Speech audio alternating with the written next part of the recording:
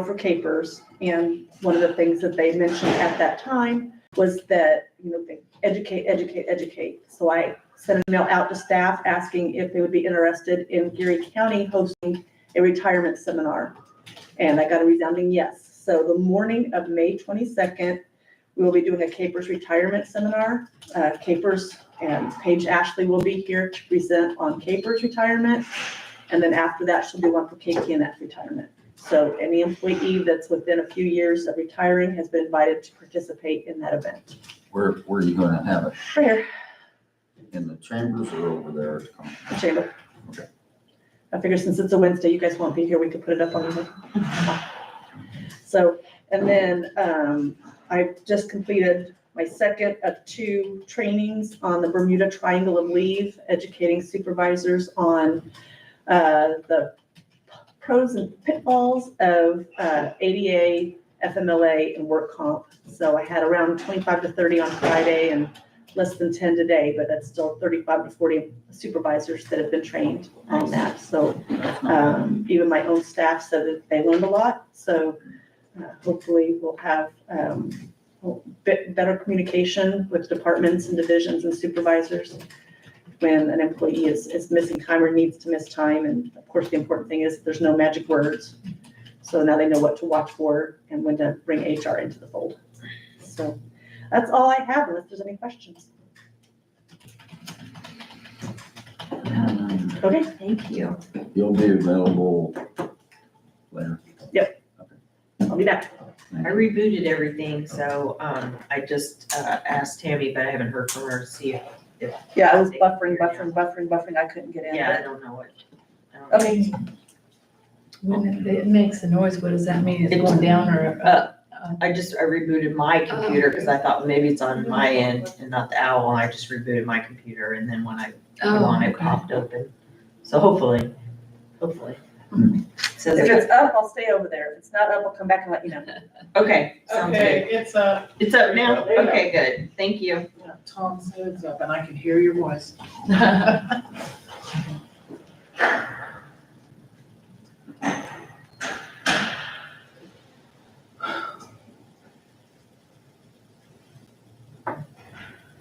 All right.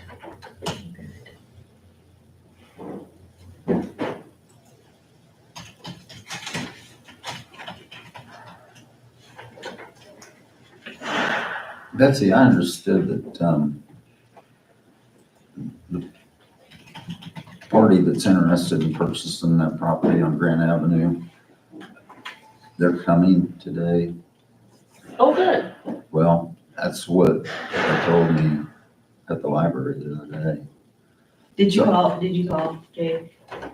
I did, and I actually ended up talking to Mr. White, and we talked, and I said that you guys were interested in entertaining an offer if they'd like to bring one. Okay.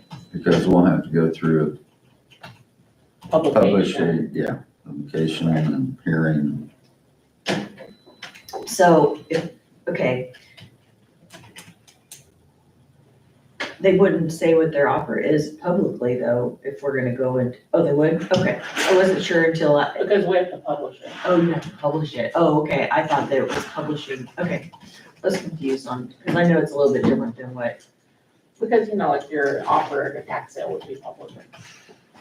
No, I know, but I didn't know if it was gonna have to go up for bid because it's public So property. it's been up for bid. Oh, okay, that's the reason why, okay. It's just different than we did with, J Hill up there. Right, That's because why. that was county-owned property that we. And this, that we had and then, okay, And well, then that makes sense then, this is property we tried twice to sell, and nobody and just nobody purchased. just bought it. Okay, cool.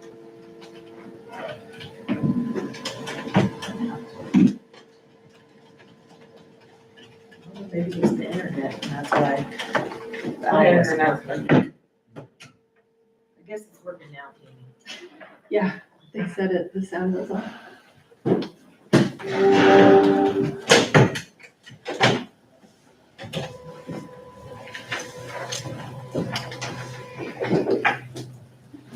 Did it print for you? Mhm. Works better when it's turned on.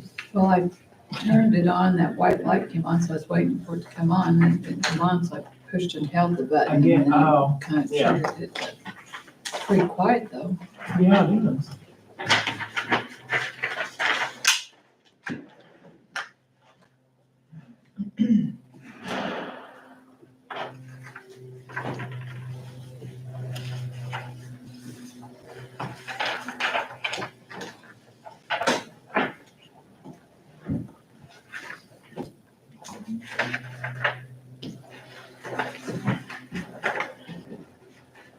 Keith, are you ready for him to start?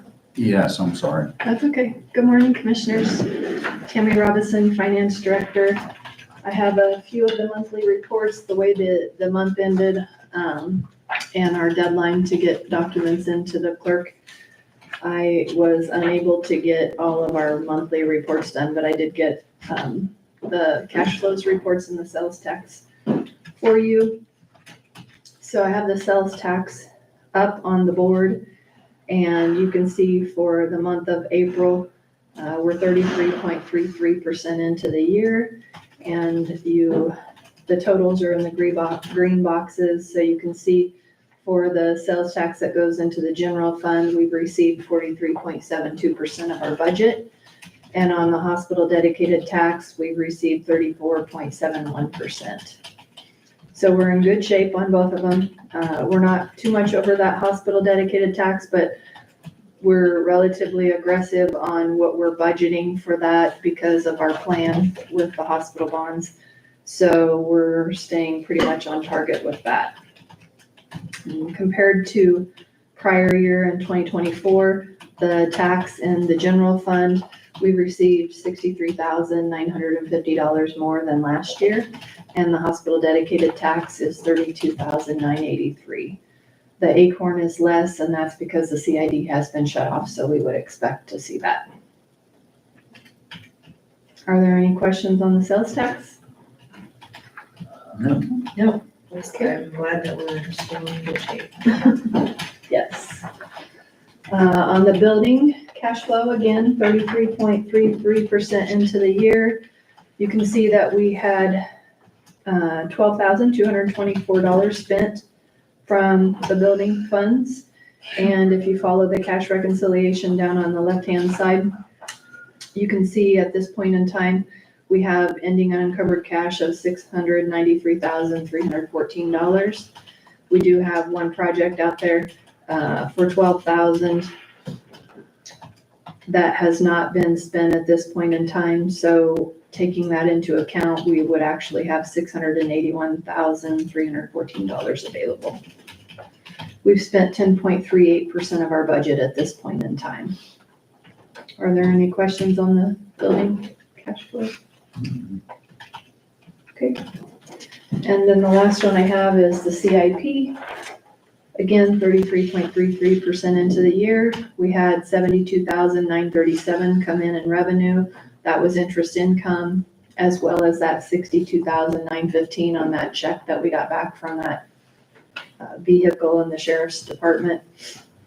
We spent $82,308. And if you follow the cash reconciliation box, at the end of, or at this time in 2025, we have 4.8 million. And if you take into account what's been approved and not spent, as well as the cash reserves, you can see that we have almost 2.8 million available. The reserve funds, we have the CIP reserve of 500,000. There is a little bit of insurance money there specifically for a public works truck and trailer that has not been reallocated at this time. We have those roads funds. Previously, it was for that exchange, and we've generalized it for that 430,000. And then the election has just over 16,000 left that could be allocated towards future projects for them. We've spent 9.63% of our budget at this point in time. And the second page provides you with information on the, just make it a little lot bigger so you can see it. Provides you with the detailed information on the projects that we've spent. The ones that are completed are in blue. And over to the right-hand side, it tells you if we came in over or under our original estimated cost. Are there any questions on any of those?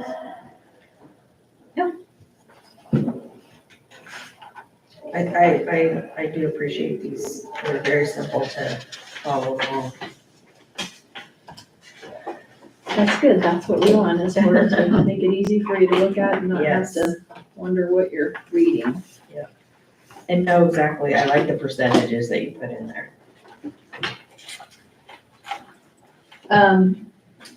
Not too much to report on at this point in time. Our auditor has been in the office, and so we have mostly completed the documentation here. I think they're gonna come back in on the 8th. They have some follow-up ad valorem tax questions. And so they'll come back and look at some documents with that. Our expectation is to have this completed and out to us before the end of June. So it's been a really easy year of budgeting. We did have to have a single audit, and that was because of the FEMA funds that we got in. FEMA funds came in this year, but the costs were last year, and when you do a single audit, it's on the costs. It's not when you get the revenue, but it's on the expenses. So the expenses were a January 2024 project. So that's one of them that he'll be doing a single audit on. Kaylin has done a fabulous job of keeping her records and the information. It should be really easy to get that single audit done. As well, we have a compliance report that we have to do on the ARPA fund to finish that out, and then that will be completed as well. Nice. So in good shape. Budget, the personnel budgets are in, and I'm working on getting the 3C documentation ready for them to get sent out to the department heads so that they can get their budgets going, and then they'll come back in at the end of the month. We're working on scheduling. A lot of the outside agencies have reached out and scheduled their times. So we're in good shape all along. And I'll get that scheduled to Teresa as soon as we have it completed, but it's not done at this point in time. So any questions on anything? No, I don't. Okay. Sounds good. While Thank you're you. in here though, I did wanna, did Peter send you guys the email that the city sent about the EMS? Oh, yeah, Did he talk to you about it? no. Cause they're wanting to meet. Betsy, have you talked to Peter? I didn't know if he was gonna come on in. Okay. I thought he was gonna come and speak to us today, cause I told him to reach out to Keith about, because we got that email late in the afternoon after the agenda was on, so. I can text him and see if he's coming over. Okay. If you'd like. I thought he was gonna contact you, Keith, about the, No, he hadn't. I just saw the email. well, I made sure, I told him to send it to you Right. guys. I didn't see anything either. I'll send it to you, I thought you were on it, I'm sorry. And Peter? Yeah, I didn't get one.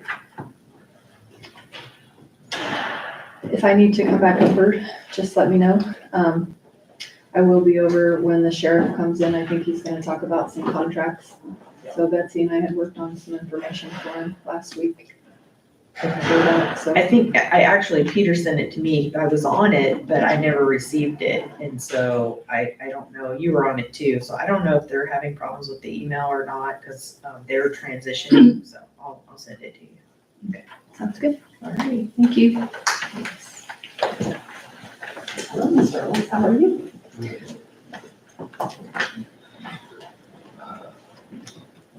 Yeah, I was kind of confused reading that email. I was like, But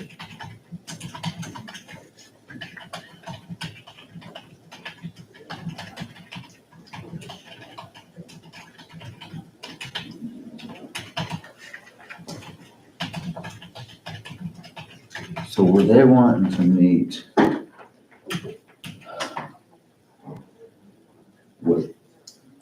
a commissioner from each side or city staff.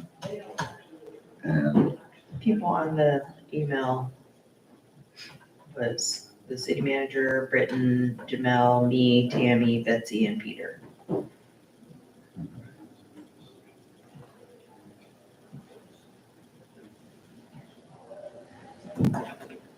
I'm gonna wipe down that one. No run? Takes a while. I know you can't wait till that. Yeah. That's a good point. Yeah.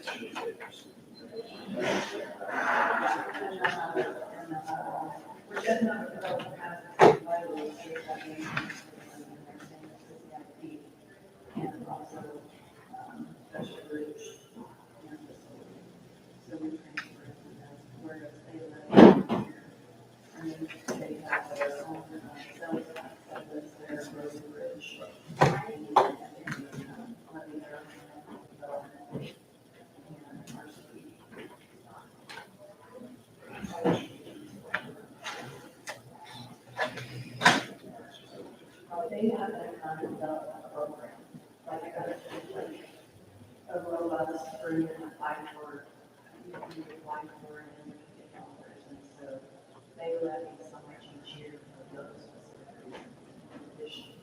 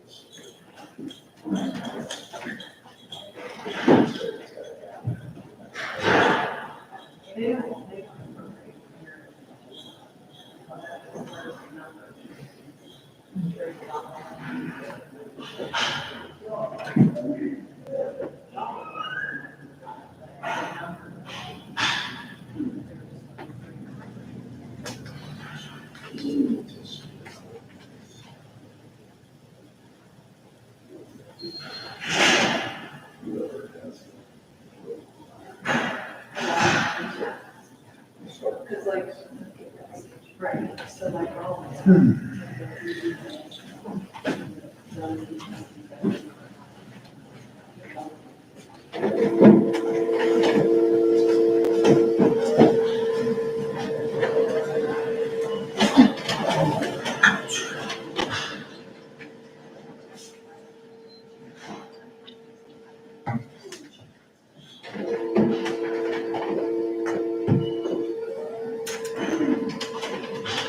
Look at that timer, I love it, 'cause now it appears that it's wanting you to reply every time it says load paper, or it's okay if you want to just use the paper trace, it should automatically pull from the tray. Yeah, it should be default. Yeah, so,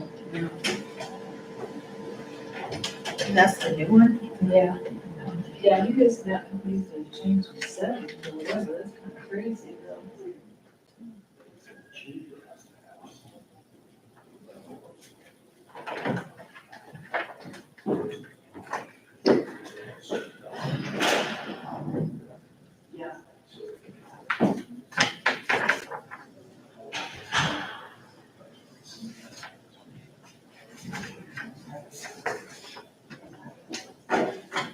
then we don't have to get a right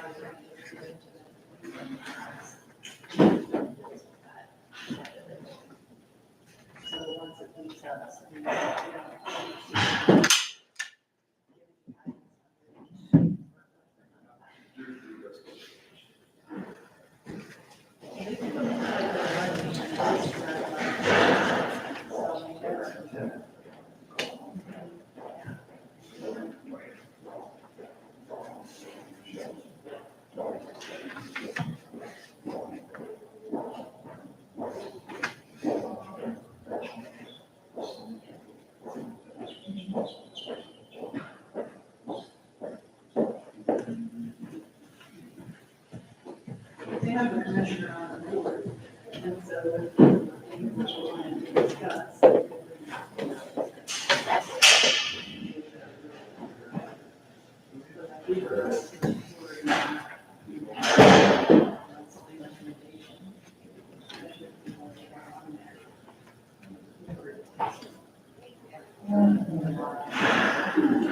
Hey.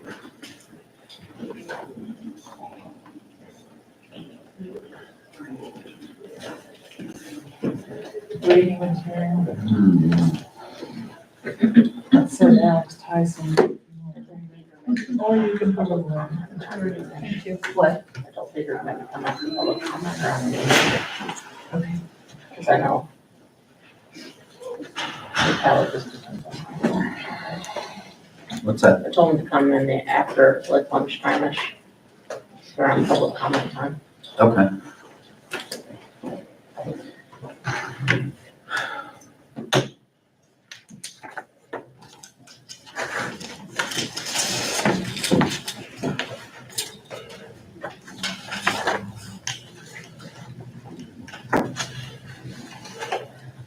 We're ready when you are.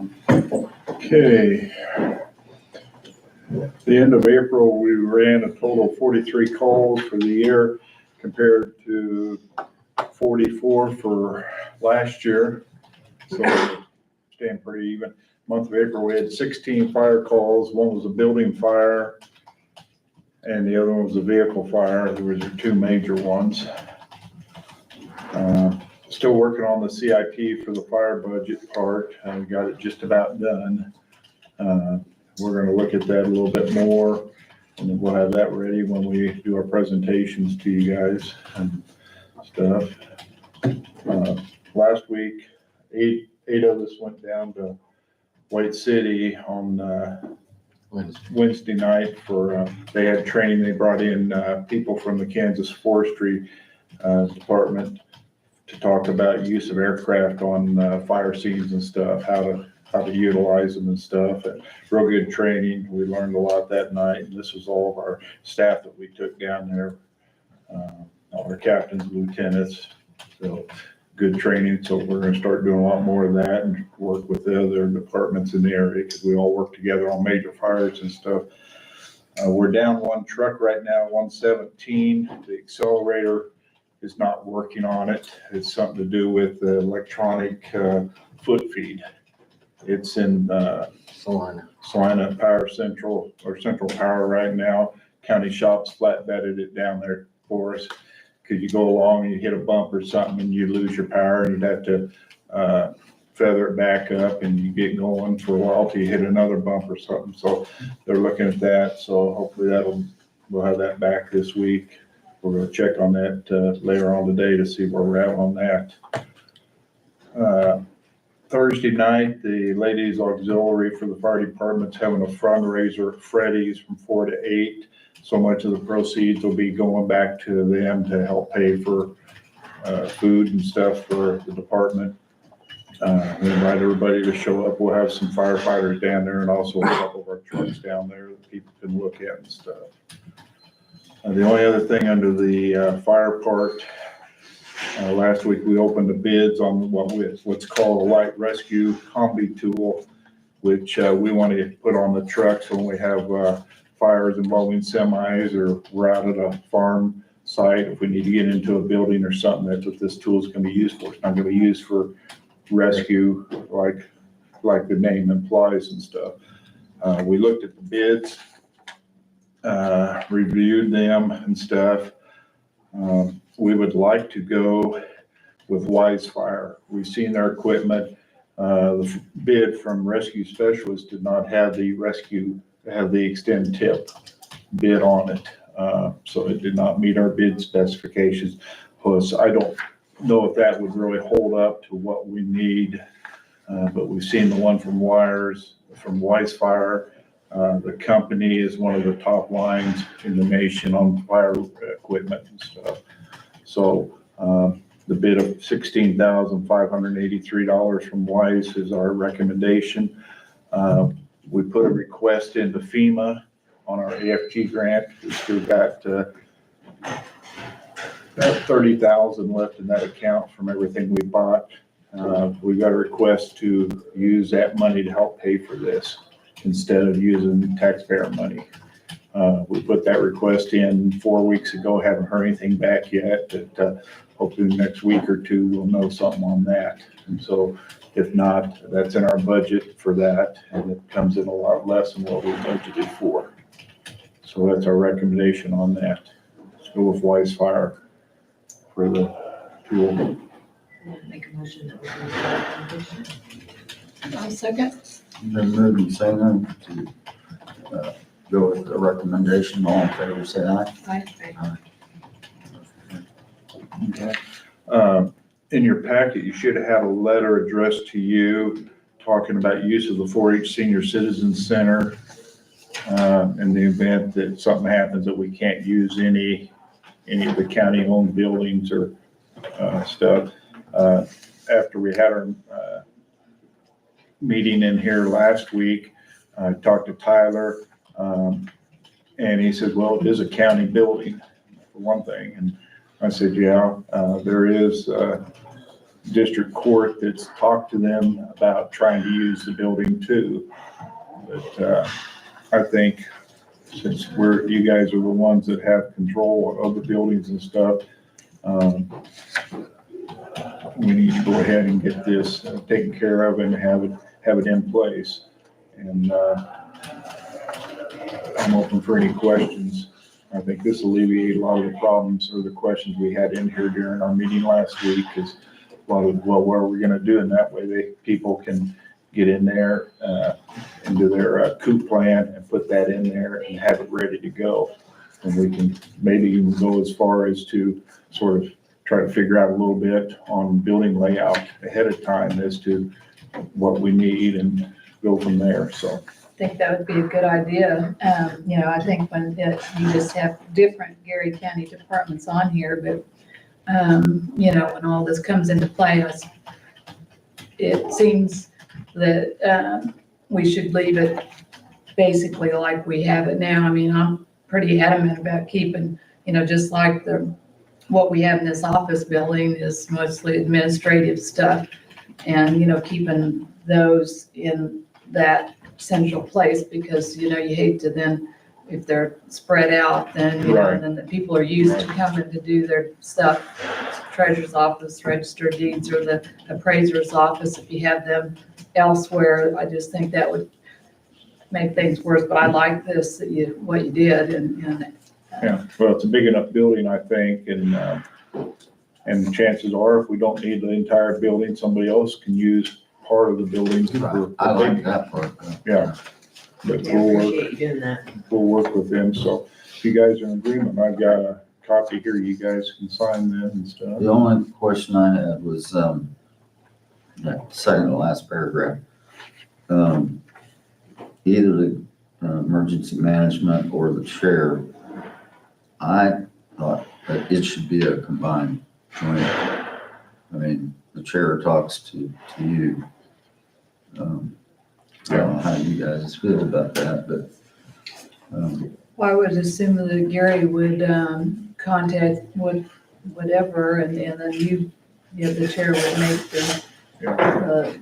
And then there'd be Well, one of us is communication. gonna have to reach out to, that's what this Right. is for, is Yeah. it's either the chair or Gary being able, or somebody from emergency management It reaching out. just can't be the clerk Yes, or somebody yes. like the treasurer. Yeah. Right, I mean, right. it's not that we're not gonna be talking to each other, it's Right. just that either one, if available, I mean, you might be too busy and we have to do it, Right, so. right. So, yeah, in that case, you probably will be too busy. unfortunately. I'm fine with it. Thanks for doing that, Gary. No problem. Well, I make a motion that we, sign the, letter prepared by Gary. I'll second. Been moved and seconded, all in favor, say aye. Aye. Aye. Motion carried. Let's get the copy for both signed, and then I'll get Kyler's signature on it, and then we'll get it back in the file. That way they'll have it on file over there too. Because he looked and he does not have anything that says that anybody can use the building. Now we'll have that, so.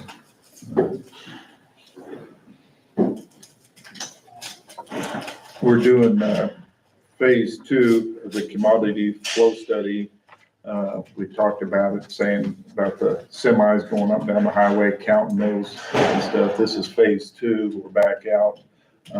2-hour segments at 7 different locations throughout the county, seeing what type of hazardous material. And I was out yesterday for 2 hours on interstate watching the traffic. And in a 2-hour time frame, we had about 280 or 180 semis go through on a Sunday.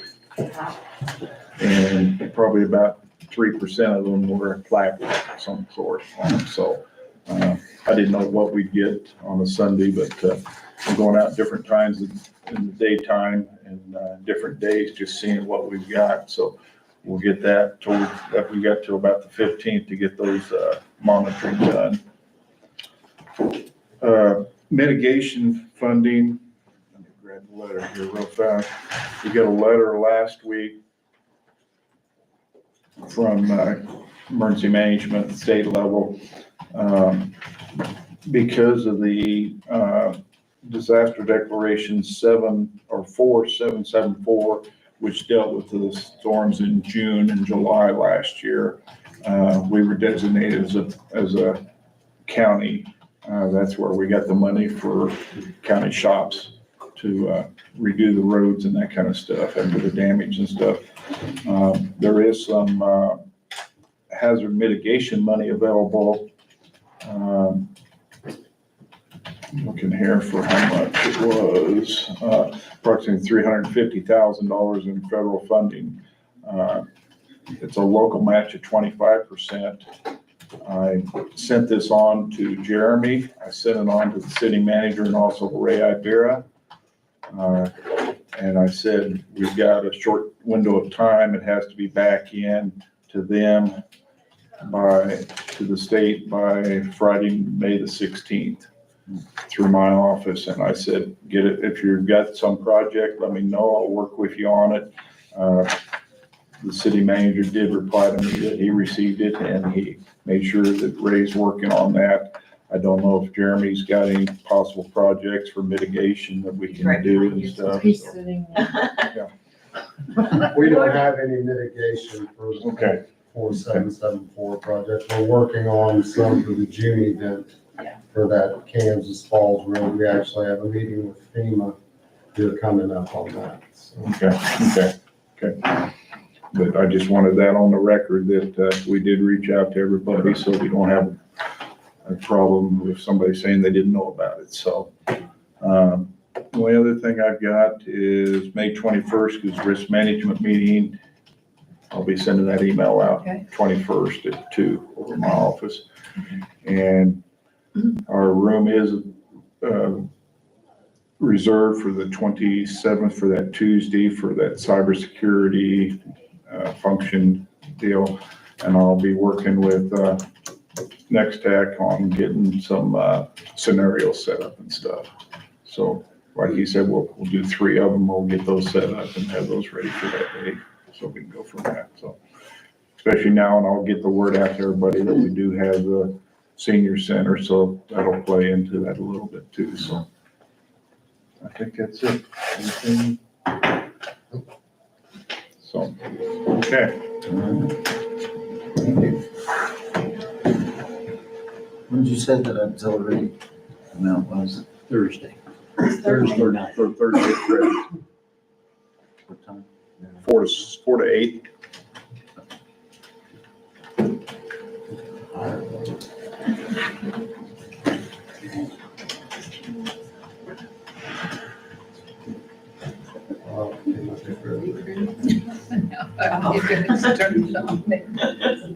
Yeah.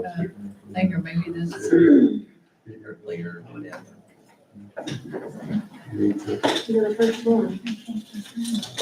You're the first one.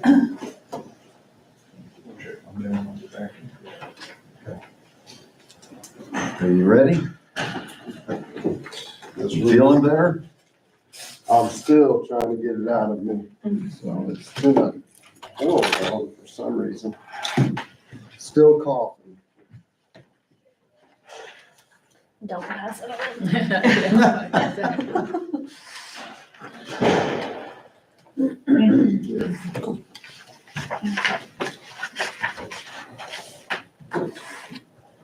Morning Commission, Jeremy Myers, Public Works Administrator. Kayla Ross, Administrative Services Manager. First thing we have is a sealed bid opening for the emergency management painting project on the exterior. That was a CIP approved project. By the looks of what I saw that Tammy gave us already this morning, we were looking around 15,000 for that. This was sent out to 14 different contractors and it looks like we received 4 back. That's a positive. Yeah, more than one or none. Yes. First one I have here is Howard's Painting. Open it up.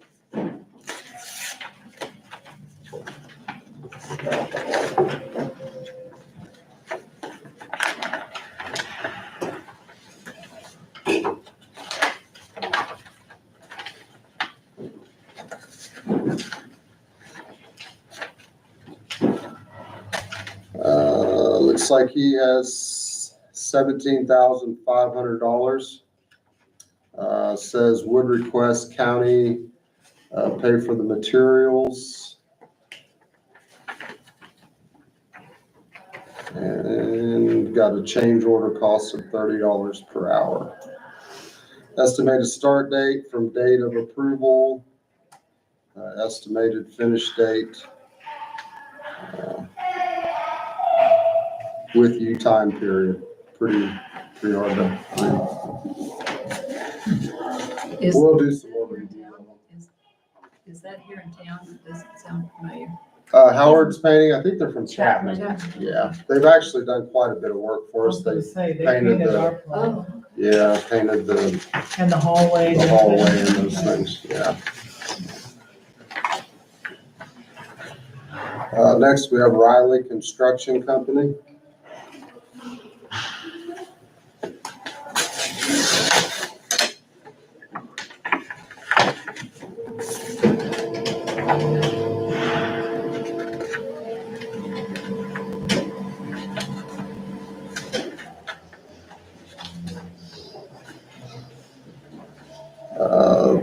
Their total is $16,342, 16342.00. Change order cost of $55 an hour, estimated start date 6/2/25, estimated finish date 6/13/25.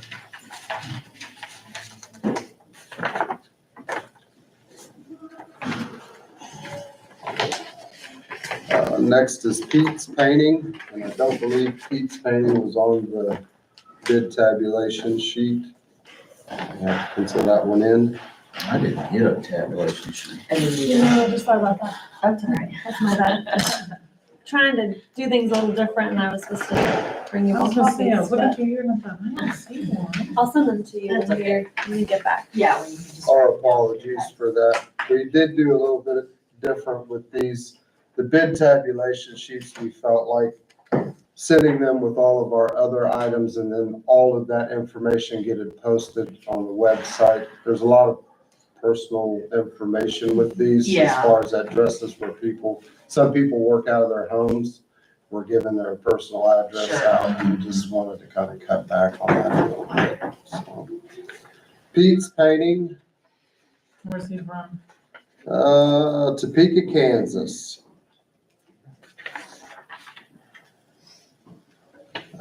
Looks like they have a total of $49,000.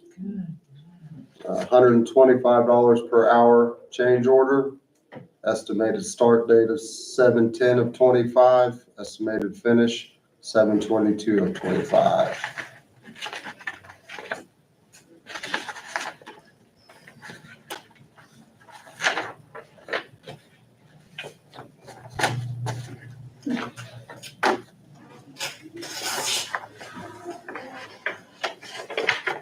And we have the mystery, nothing on the outside, so we'll see what's on the inside.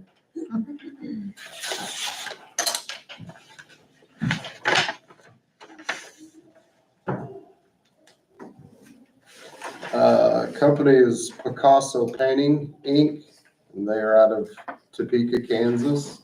That's a new one as well.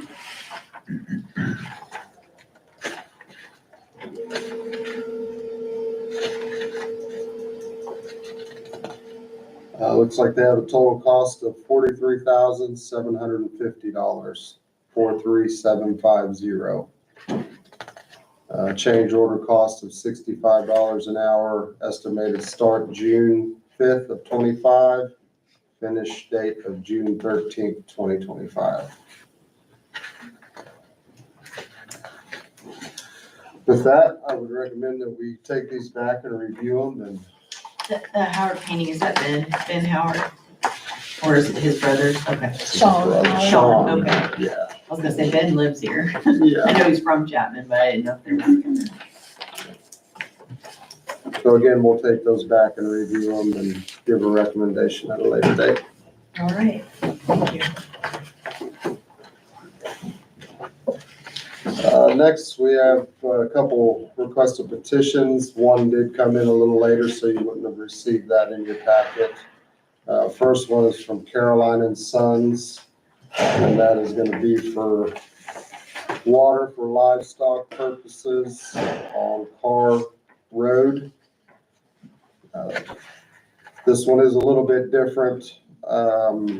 Caroline and Sons has requested to saw across the road surface rather than bore because this is solid rock in this area.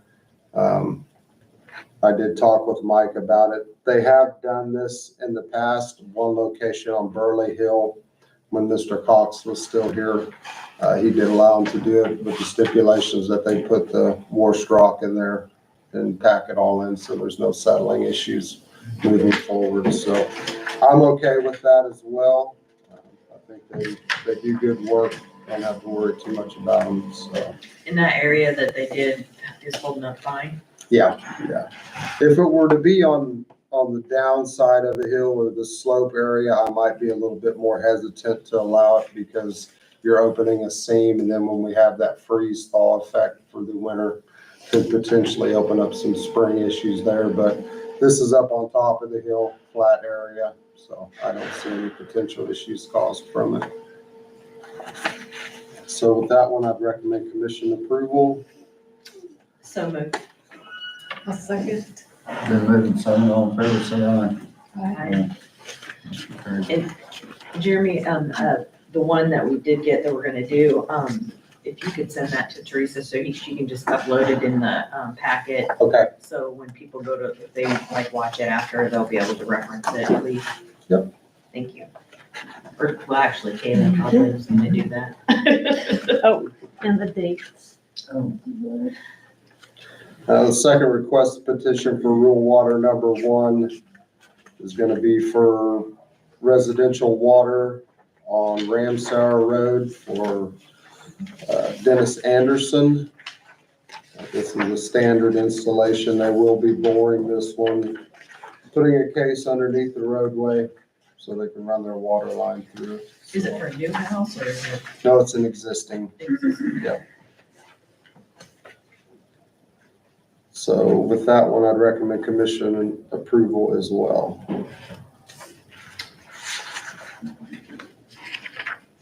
So moved if nobody has any,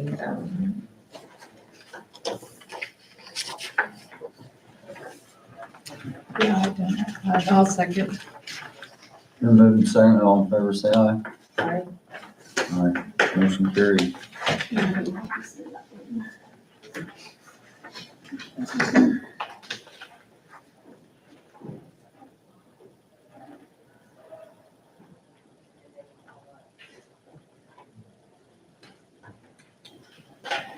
Thank you.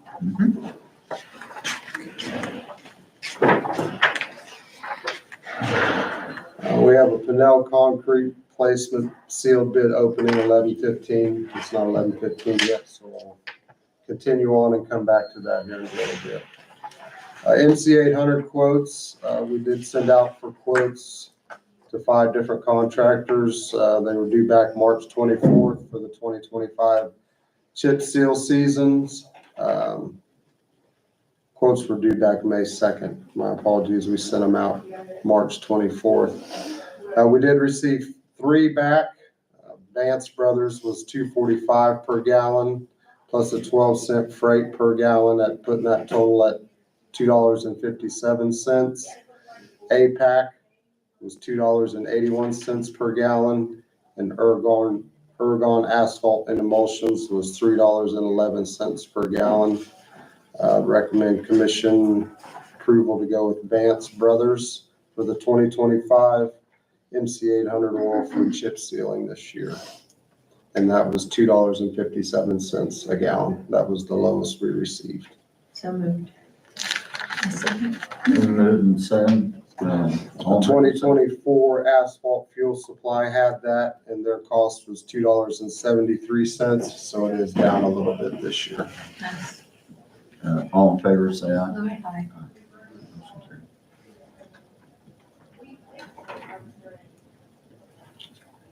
Public Works summer hours on Tuesday, May 27th. Public Works crews will switch to summer hours, 7 a.m. to 3:30 p.m.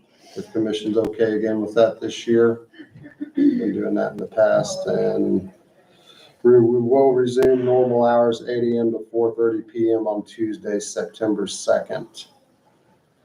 I'd rather you guys be working in the early mornings, so it's Yeah. cooler. Yeah. And with that, I know in the past, we have been rolling back the landfill hours with these hours, but since the addition of the HHW attendant down there, those hours do not change. She stays on that 8 to 4:30 schedule. If commission agrees with it, I'd like to just leave the hours the same at the landfill at that 8 to 4 instead of rolling those back. I think it may work a little bit better with people that have to work and contractors during the day, you know, that closing it that hour early can affect them. I agree. So, And I think it's easier just to keep it stable, you know, Yeah. when they're available. So yeah, that's a great idea. okay, well, we will leave the landfill to remain open from 8 to 4 Monday through Friday on that. Next, I have 4-H softball field retaining wall replacement. The retaining wall for 4-H softball needs to be replaced. It was made out of railroad ties, and you know what railroad ties do over the years. There's a portion of it that has fell down. So we'd like to replace it with precast concrete jumbo blocks. They do last longer and have a better looking appearance, in my opinion. Did some reaching out. Estimated cost utilizing Public Works labor and equipment would be around $5,700. I did reach out to Tammy, asked her about 024 Parks and Rec Fund. She did agree that that would be a good fund to pay for that. So if commission approves and agrees as well, I'd like to go ahead and replace that wall. with Yeah, I some think that'll look blocks. much better. It will, yeah. So moved. I'll second. Been moved and seconded, all in favor, say aye. Aye. Motion carried. 13. All right. Sheriff's Building concrete replacement on the corner of 9th Street up here, kind of by the main entrance. Lakeside Construction was given the approval to do some concrete replacement work there. They'll tear out 9 panels and replace them. Cost for that was $3,000 and will be paid by facility fund.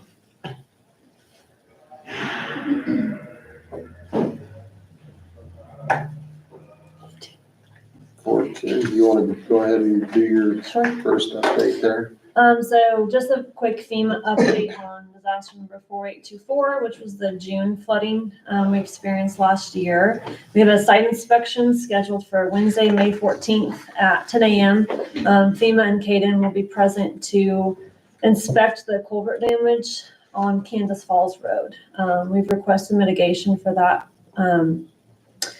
process to hopefully find a more permanent solution to fix that culvert instead of just kind of, I just say putting Band-Aids on, temporary fixes. So everyone will be out here on the 14th and try to find a more permanent solution. So we're hopeful we can get that rolling, and then majority of the FEMA event will be wrapped up. So that's just kind of our outline thing we're working through right now.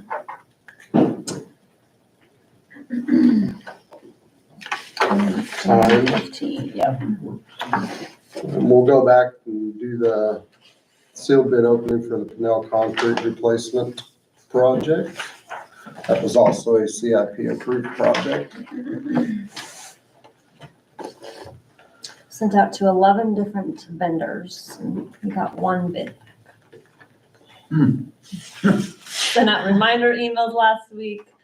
It's on the website. We sent out a press release. This is a little bit different project as far as there's a lot of manual labor in this one. You can't get equipment in behind the Pinell building between the courthouse and all of that. So I think that may have had some impact on why a lot of people didn't have much interest in it. The few people that I had talked to previously about this project, that was kind of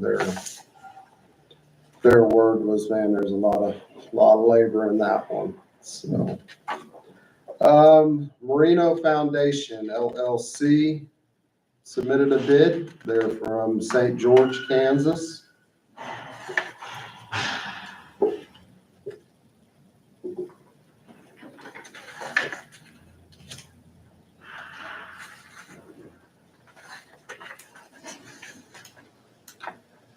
Looks like their total bid is $25,000.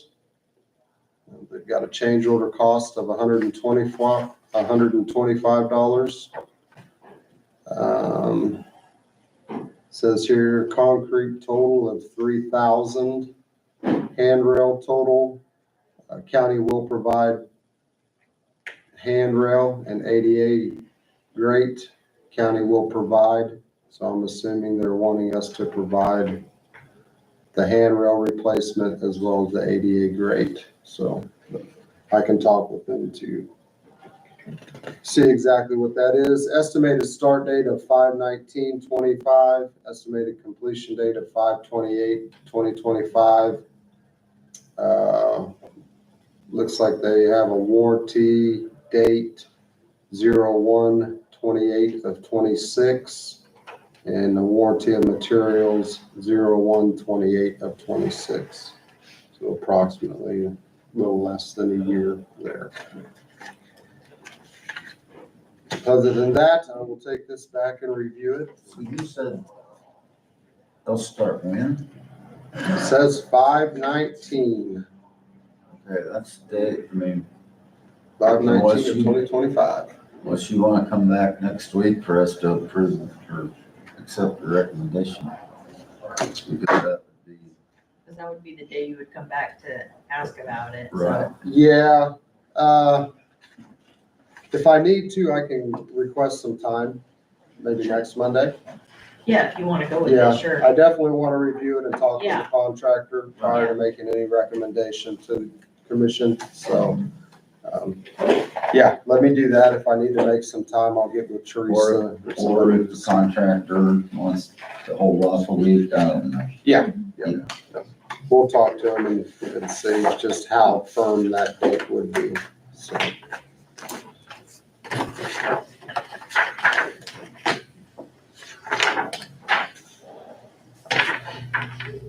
Kaylin has a couple more grant updates for you. So this is on the Energy Efficiency and Conservation Block Grant Program. This came up towards the end of last year. We had to submit a signed terms and conditions acknowledgement by last Wednesday. We did have Betsy review it as well. We have checked in with them. I checked in with them early March. So we haven't heard anything back from this grant in a while, but they are still in the procurement process of finding the technical assistant voucher administrator. So with the style of grant this is, we have to have that staff member there. So they're still trying to find that person. That's why there's been no movement on it. So I'll keep checking in if I don't hear anything, but that one's kind of at a standstill on their end, and that is the Department of Energy. So we'll keep you updated as we can as we move along there. And then the SS4A grant, the Safe Streets for All, we had a meeting on the 29th of April with our grants coordinator, and Tammy joined us as well to ensure all procurement requirements are being met. And so I think it was a very productive meeting, kind of got our direction lined up of how we want to go. So I think here soon we'll have a request for qualification sent out and start getting some hopefully interested firms as well. So That's exciting. yes, want to thank Tammy for taking an hour of her time. She didn't have to, but always helps to make sure she can help answer questions that maybe I don't know right off the top of my head. So thank you to her for joining us. And we'll get that one rolling here soon. Back to you. All right. Last thing I have is West Lyons Creek Bridge 3.2-W.2. Did receive a phone call last week from HNTB Corporation, and they are working with KDOT on that bridge load rating deal here in Geary County. This particular bridge has some issues, to say the least, but there's some beams. We had a discussion on the phone. I had him send me an email, and in the email, beams 1, 2, 9, and 10 of 10 have severe section loss, with beam 1 and 9 in the most critical condition, and pending the results of a load rating will result in low posting or possible closure if no action is taken. I spoke with Chad Call Valley, and their recommendation as well is to narrow that bridge up, basically with some delineator, breaker, flexible delineation, bring it down to one lane to get off of these beams on the outer edges of it, and buy us some time to figure out what we want to do with replacement of the structure. I did go back through prior bridge inspections. This bridge was on there as possible replacement in the next 5 years. So we did know it was kind of coming up, but the beams have deteriorated a little bit quicker that way. So just wanted to speak with you all about it, if you're okay with narrowing that up. This bridge is just south of Kickapoo School Road on Lyons Creek. So we just get some delineation and the proper signage, narrow that up, and start working on what we want to do to replace it. This is a smaller structure. Chad did say that it could probably be replaced with a 20-foot one to get us off of the inspection deal with KDOT. And this is one, if you recall, when he was in here, 20-foot by 8 RCB, or reinforced concrete box, is what he's recommending. But one of those that, due to the size of it, is he doesn't recommend going after KDOT funding for it. It's one of those that you would want to keep in-house because it is a relatively cheaper bridge to mess with. So just something to keep in mind as we start looking at how we're going to replace it and when we're going to replace it, that we'll probably look at some special bridge funds or something like that to see what we can do. Is that in-house based with on the reason why it is not as traveled? What's As far that? as why it would be smaller, or, as far as, or is it just the area? It's just the area. Okay. Yeah, this only drains about 1.5 miles. So it's a smaller structure compared to some of them that we're seeing, like out here on Milford Lake Road. That was a pretty good sized one. But this, just that overall span. So if commission is good with narrowing that up a little bit, we'll go ahead and start getting that. I'll let these people know, that way they can notify KDOT, let them know what our intent is to lower it up. And So by doing that, it'll just buy us time. it'll just buy us some time. Yeah. Chad said that's our best option. I agree with him. He said if we don't do something about narrowing it up, or he said KDOT will hound us to death until we do something. So, You're the expert, so. yeah. Good with it. Yeah, well, we don't like when these kind of things pop up, but luckily enough, we can narrow it up a little bit and keep it open. I didn't want to close it. That was another option, but, you know, I'd rather close the time of construction than just closing and waiting for the construction and all that to happen. Sure. Okay? All right, well, I That's hope all you guys I have. don't mind me sending you all my grant stuff that I. Not at all. Hey, It all helps. Yeah. So Yeah, and- We know the importance of it. Yeah, and I'm sure you get some of it, but I just wanted to cover, make sure, hey, do you know about that one? And that last one you sent, I think we're under that threshold, so if we did look at the, The CBDG. yeah. Well, it says just for the use of people, and I think Mhm. the fact that it's used by senior citizens, I think we would be in that. And it's Yeah. a little bit different, I mean, depending on what kind of a grant, there's different levels of Yeah. the property. So, I don't know, I think we can maybe meet with them and see if there's something that they're needing that we can maybe, Yeah, we went to that at the Opera House when they were here a month ago or so. Yeah, we don't, if it's just Yeah. a general grant, we don't, but Yeah. because it had that We'd have wording to- in there yes. for use of, Make it I'm specific. pretty sure we could probably get that, Okay. be under that. Yeah. Just because it says the people who majority use it being Mhm. under that Yeah. And they salary. seemed very like open and get with me before you do anything, so that way they can help us of like, this will work, this won't work. So, Yeah, yeah, so- it's definitely, But if you need me to we'll look help with into- anything, let me know. Okay. Yeah. Definitely. So remember the last time you were here, I Mhm. couldn't remember what I had questioned for. Oh, my Lord. Now you remember. I thought about it that night. No, I don't know how long ago it's been, but we had a citizen in here asking, could we exchange little stretch of road from Geary County to Riley County? I mean, so on the tail end of, and I'm glad the sheriff's here, on the tail end of Bowler Road, Mhm. and I don't know how long a stretch it is, a mile, something like that, maybe. Yeah, if I recall, it's just around a mile. It's in Riley County. Yep. And then there's a stretch on McDowell Creek from I-70 to the Riley County line. Mhm. And the suggestion was made, can we just work out an agreement with Riley County where we take care of the tail end of Bowler Road and they take care of that other stretch to interstate? So when we were at our conference, I talked to two of the Riley County commissioners and they thought that was fine, Okay. but they said to maybe have you reach out to their public works director, but. Yep.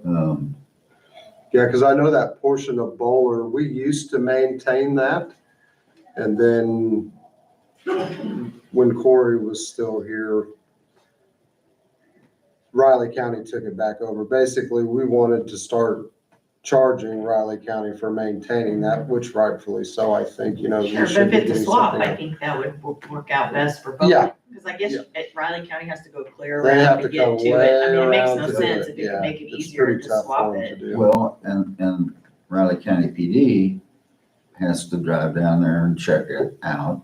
Because when my brother's place is down there and I see Riley County go by. Oh, really? And so, and quite frankly, that little stretch over there off I-70, it's rough. I mean, our section is rough and it's not striped.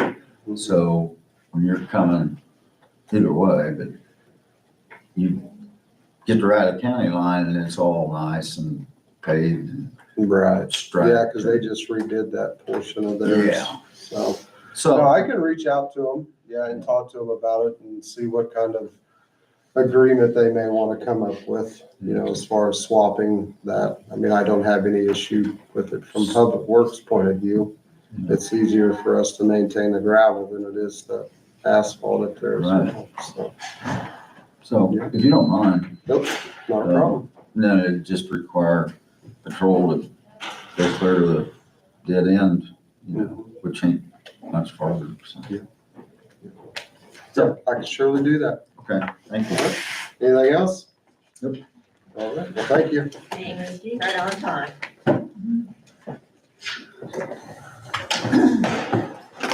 Okay. Morning.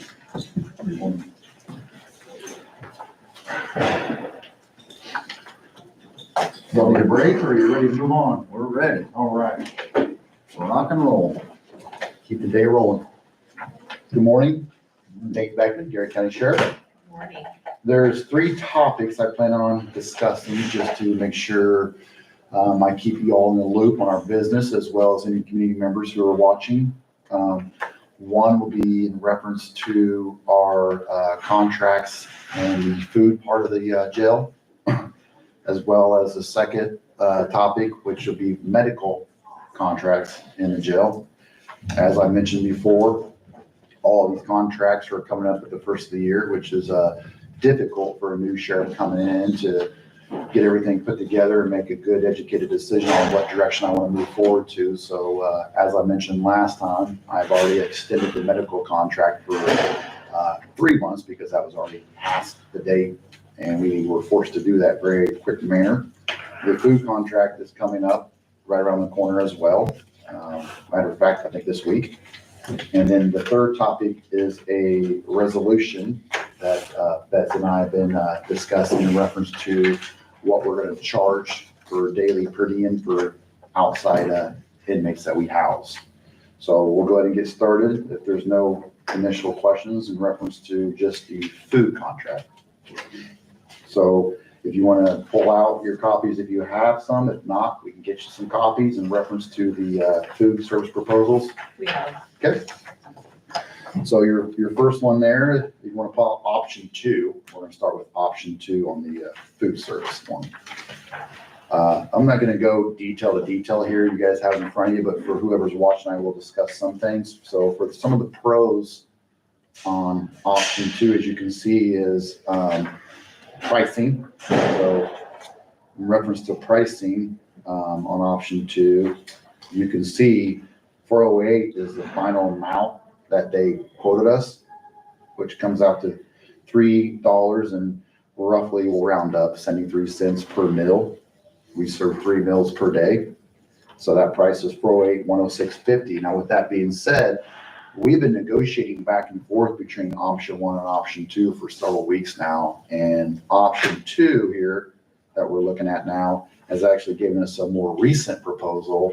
And that was $403,135.20. So roughly $5,000 cheaper than the initial proposal they gave us. So that is a final proposal. It's not on your sheet because it came in towards the end. So $403,135.20 is the final proposal for that option 2 contract.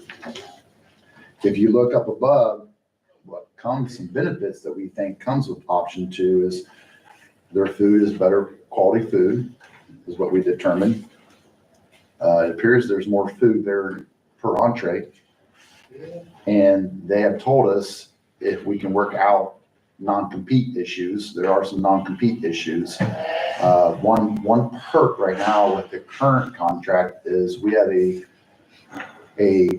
kitchen manager that oversees everything.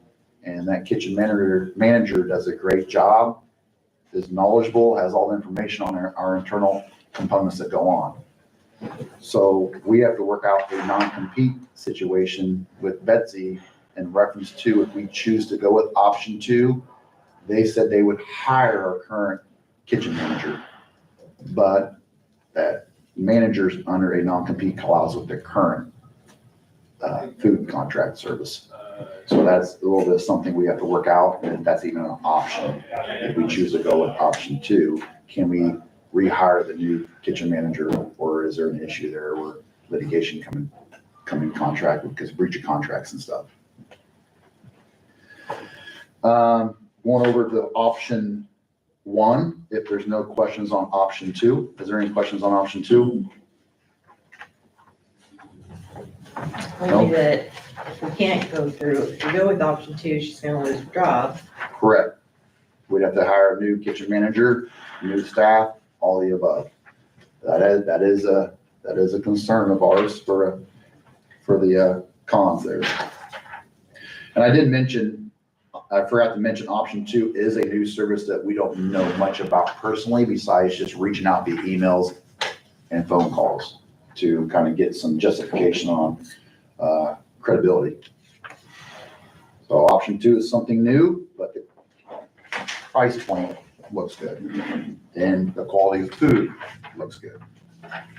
Moving on to Option 1. As you can tell, that's the current option that we have right now.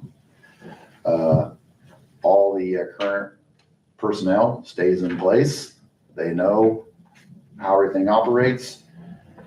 We would assume it would remain smooth because we already have them in place.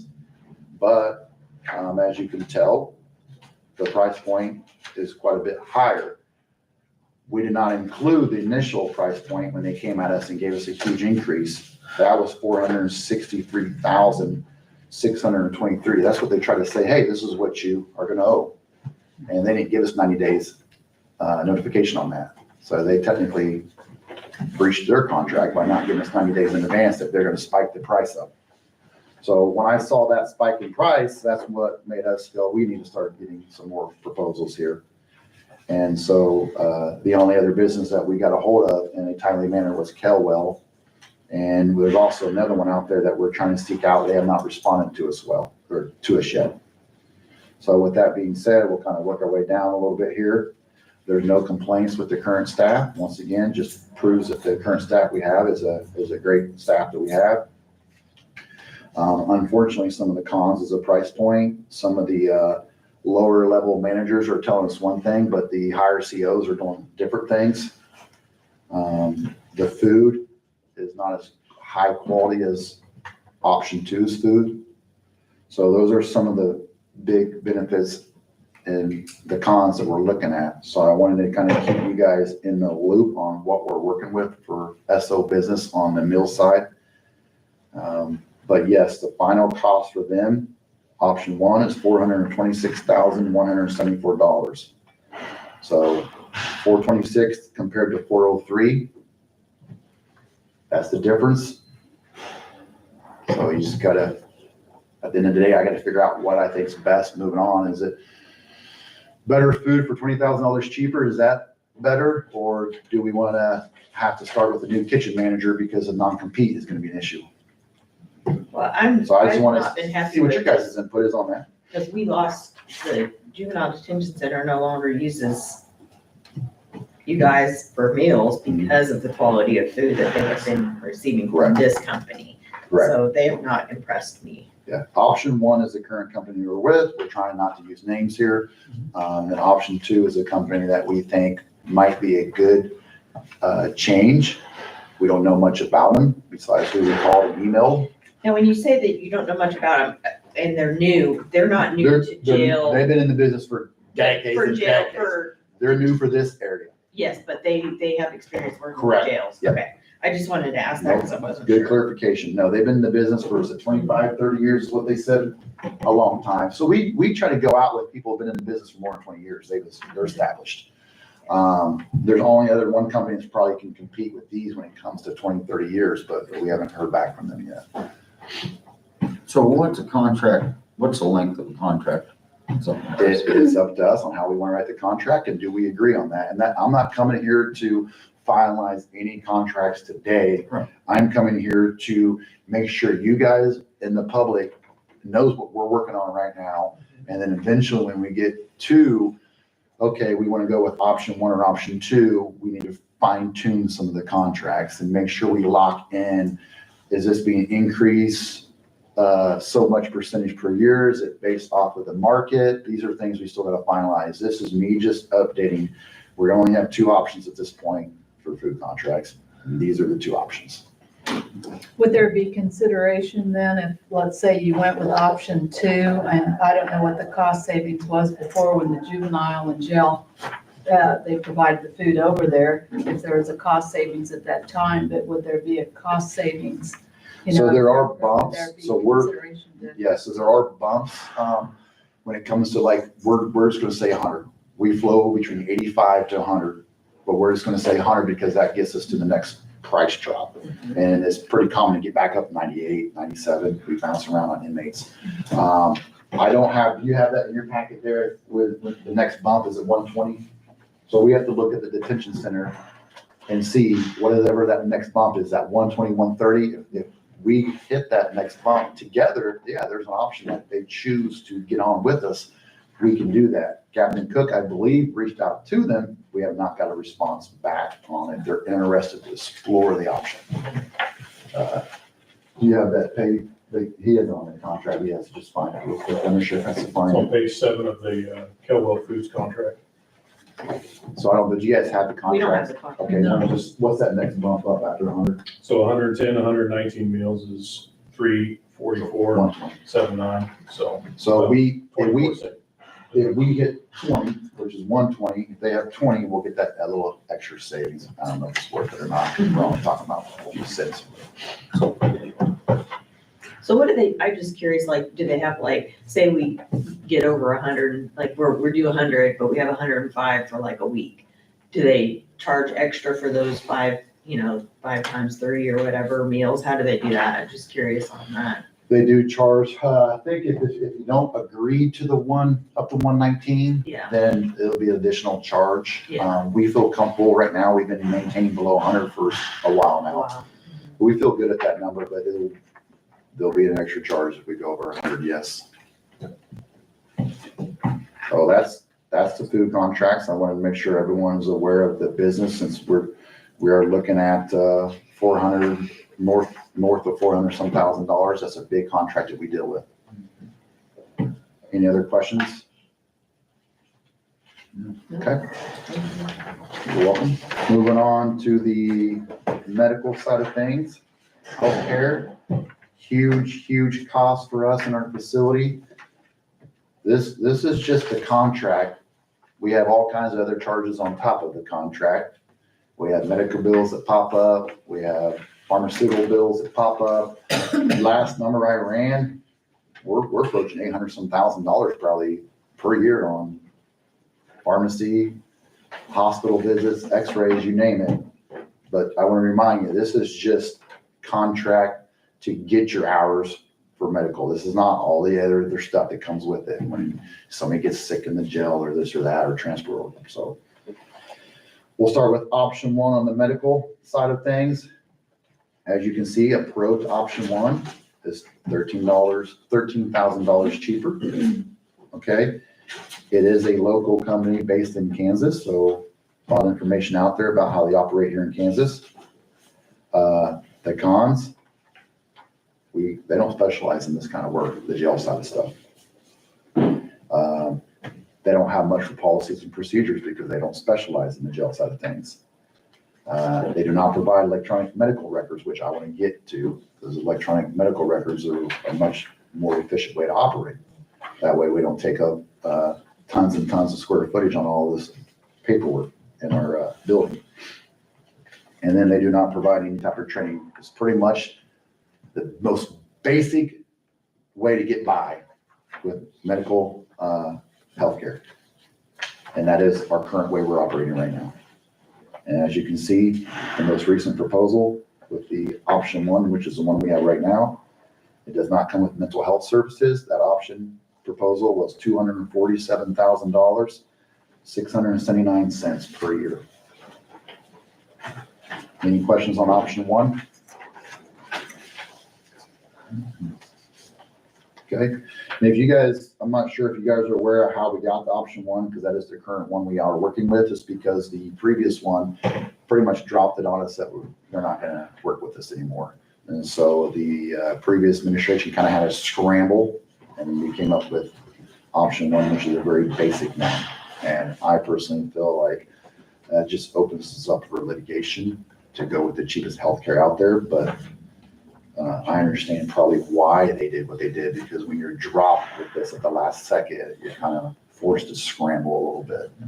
And that's why I did that extension for 3 months. I don't want to scramble. I want to make sure we come up with the best proposal. Moving on to option 2. Pros, long established health facility in the jail system. They specialize in the jail system.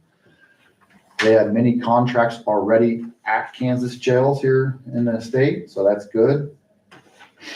They provide 10 hours a week of mental health, and if you're not aware of this, I'm sure y'all are, we have a lot of mental health patients in our facility, unfortunately.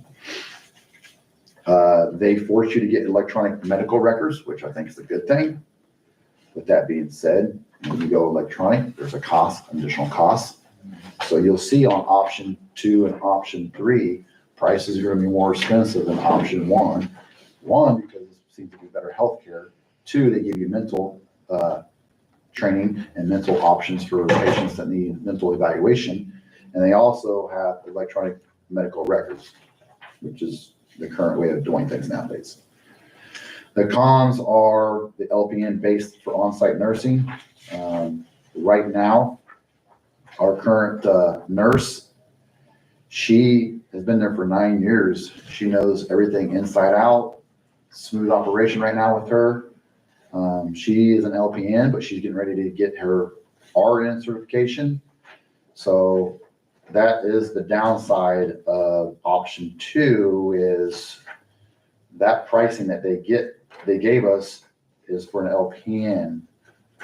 We like to explore the option, just like the food contract, keeping people that knows how everything operates in their positions already. So if we can keep her, that I think will speed up the process of there's no rough transition. So that is the downside of option 2 is one option could be we ask for another proposal, which would be a higher cost because we're now asking for them to employ an RN, not an LPN. So this price is with her being an LPN, correct, on option 2? The 355, Yeah.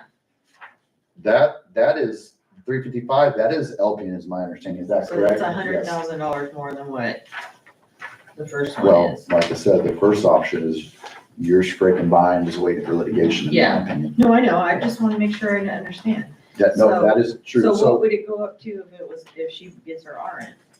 we'd have to renegotiate with them and seek another proposal on what they would propose for RN employment. So that would be something that I would have to consider. Well, what's that look like? Another 20,000, another 40,000 to employ an RN over the LPN? So just to kind of give you some clarifications, a lot of jail service contracts for the medical side of things, they're all switching to RN when it comes to litigation purposes. LPNs are kind of like your basic bare minimum to get by, but they feel like you could open yourself up for litigations if the LPN makes the wrong decision. They But feel we've like- had an LPN for 9 years, so we've been sued. Nope. Okay. Nope. So that's just comes down to what do we think? Do we think an RN is more qualified than LPN? I mean, you could take a 1-year RN and I would say they're not qualified over a 9-year LPN. True. With the second option, there's no weekend nursing. So anything that occurs over the weekend, we got to make that decision and call a doctor and seek outside input from them. Like I said, they do require electronic medical records, and that's the cost that you can see right there on the paper, $16,992 roughly to have them manage our electronic medical records. If you look at the 2 things below there, it gives you 40 hours a week for on-site nursing. That was proposed at $355,865 roughly, and that includes the additional 10 hours of mental health services. Now, the standard in the jail system is 40 hours. Okay, 40 hours of having an LPN or a some medical type of person. on-site Yeah. medical person. Everyone, we've asked that question to every agency we talk to, every healthcare facility. Is there a standard? Because Kansas doesn't have standards when it comes to how to operate a jail. So we're like, what is the standard in your guys' professional opinion? They said 40. We would not go any lower than 40. So we got you a price point to update you guys in the public, and that's at $355,865 for 40 hours minimum. Now, if you want to go overboard, which I think Sunny is awesome, but I don't think it's needed. For some reason, they would not give us a 50-hour proposal, because that's what we were trying to work on was 40 and 50-hour proposals. They would not do that. They only give us a 70-hour one. So for 70 hours of on-site nursing, the cost was $450,469.19, and that's also with 10 hours of mental health service. 70 hours is a lot. I don't know too many people that operate at 70 hours, so that's probably overkill. Can I ask, reference the 10 hours of mental health service, is that with, and an LPN could have a certification in mental health, but is it the LPN that, or do they have professional? There'll be outside professionals that focus on that, and it might just be a phone call. Okay, or Because, telehealth or something like yep, that? so 10 hours is just 10 hours. It could be over the phone, but the 70 and 40, that's guaranteed on site. Now, what we found, calling other jails, sometimes we all have hiring issues, right? That's another issue. It all sounds great on paper, Yeah, but sometimes when they promise you these numbers, if they can't find someone local, then they gotta send them in, and that's not always a foolproof way either. So you're not guaranteed these numbers. Once again, it is important to find an LPN or RN that's already here that wants to stay, or a cook. So is it those- required they be on site? that contract is on site. Okay, If they don't provide on site for whatever reason, we need to renegotiate reimbursement. sure, because I know a friend of mine actually is a nurse for KDOC, and she does all of her stuff on telehealth. Yeah, so, yeah, this is on site. With that being said, there are things that right now currently we're working where sometimes you just make a phone call. Mhm. Like for instance, if you don't have on-site staff over the weekend, yeah, that's a phone call. You're just taking advice through the symptoms that you provide to them. I was, I don't know if that's where you were going with that, Trish, but then, on there with the LPN pricing up there at 355,000, and then down here with the proposal submitted, that's 355,000 with the 10 hours of mental health services. And if you're saying that that's not with the nurse, with other, then where's that cost at? The RN, No, Cost- with the I think mental it's just health included in the 355, Yeah. like that's their, Okay, well, I was thinking that was just for the nursing, and then he said it wouldn't be the LPN doing the mental health. Then if that was the cost for the LPN up top, then where is the cost for the mental health person? she's asking if there's an extra cost or is no, it 10 no, hours? so, is yeah, that's all included? lumped together. Sorry for the confusion. For the top number there, okay. The reason we put that as a con, because we're trying to be consistent on all proposals, but unfortunately, some provide this amount of hours, some provide that. Some are like, we're not doing RN because we're trying to come in at a more cost benefit to sell you. But sometimes paying the extra 30 might be better for an RN if you think an RN is qualified. But I'm telling you, I would probably take a 9-year LPN in the jail system over a 1-year RN. No offense, but just that's how they have the experience. Any other questions? So that price is all lumped together with mental service included. Okay, thank you. Any other questions on option 2? Okay. Moving on to option 3.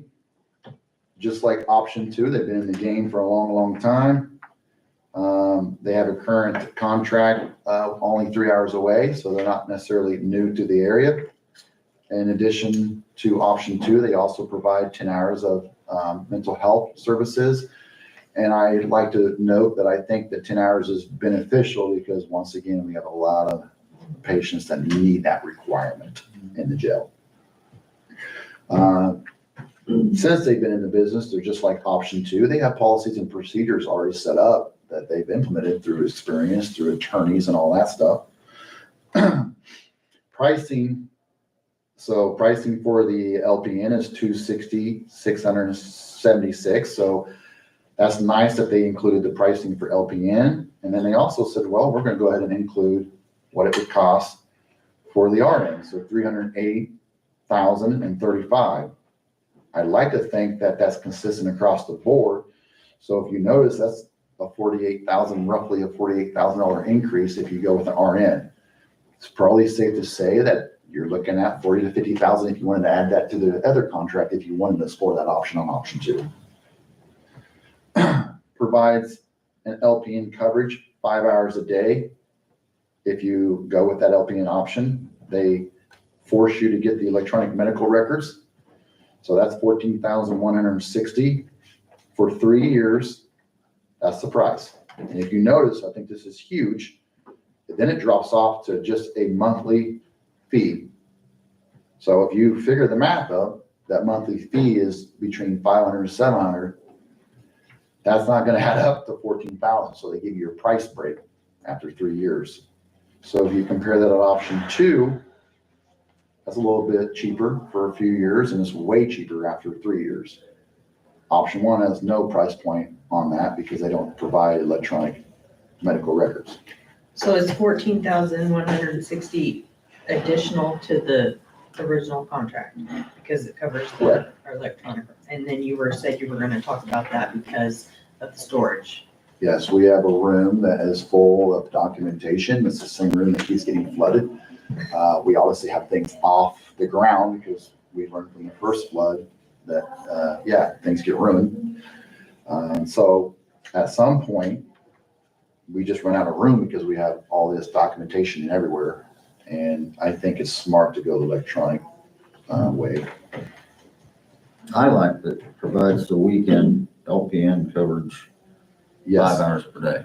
yes. So as you're gonna see with option 3, you're gonna get more coverage, better coverage, RN and LPN, plus mental for a much cheaper price. Now, they have no business in Kansas at all. No contracts in Kansas. They're all down in the southern area. And this is one particularly that caught my attention because it seems like it's a no-brainer to go with this one, but we don't know much about them. They've been in the business for a long time, but Adam Cook has reached out to his network of jail administrators, and like any contract, or not really any contract, but like any provider, you got pros and cons. You got 14 people that love him, you got 3 that hate him, and that's with everything. Those are pretty good odds. So I don't see any alarming issues. When I say 14-3, those are just numbers I'm throwing out, Yeah. Commissioner, but yes, this majority seem to like, some did not like for whatever reason, but that's across the board with everyone that we dealt with. So moving on with the hours that are provided, as you see, the first proposal, 50 hours weekly of on-site nursing with LPN for 10 hours, or with LPN over the weekend, and then you got the 10 hours additional for the mental health. That's 260,676, quite a bit cheaper, and you get more hours because that's 50, not 40, and you get LPN and RN in the mental health. So, well, correct me, I'm sorry, that 26676 is LPN only. We bump it to 308 if we want to go RN. Yes, sorry about that. And that's the next one. I skipped ahead a little bit. So the next one, that's your price with the RN, LPN, and the mental health. That's the 308,035. So just to clarify, since I made it a little confusing there, 260,676 for LPN only and mental health for 50. If you want to go 50 with RN and then LPN on the weekend, then 10 hours for mental health, that's the 308,035. So that's the information I have to provide to making sure you guys are included on our business and our contracts. But it says here, retain our current, who you said is gonna try and get her in RN. She is getting the RN. Okay. So we were really adamant about getting this second proposal. Yeah. Because everyone's trying to go in at a cheaper cost point, right? So you do that with an LPN. Right. Well, our LPN has all the experience that I would put her against any RN because of this on-job performance and experience and knowledge. She is automatically getting her RN real fast. She's already getting ready to complete all that. Okay. So Like when do we have the deadline on that? July. Okay. July, and then Oh, she'll wow. take her So I think in June, certification. she's done in June, but she gets certified in July. we're being told it's a done deal. I don't know what the hiccup could be if it's not, but she's saying, yeah, I'm getting my RN.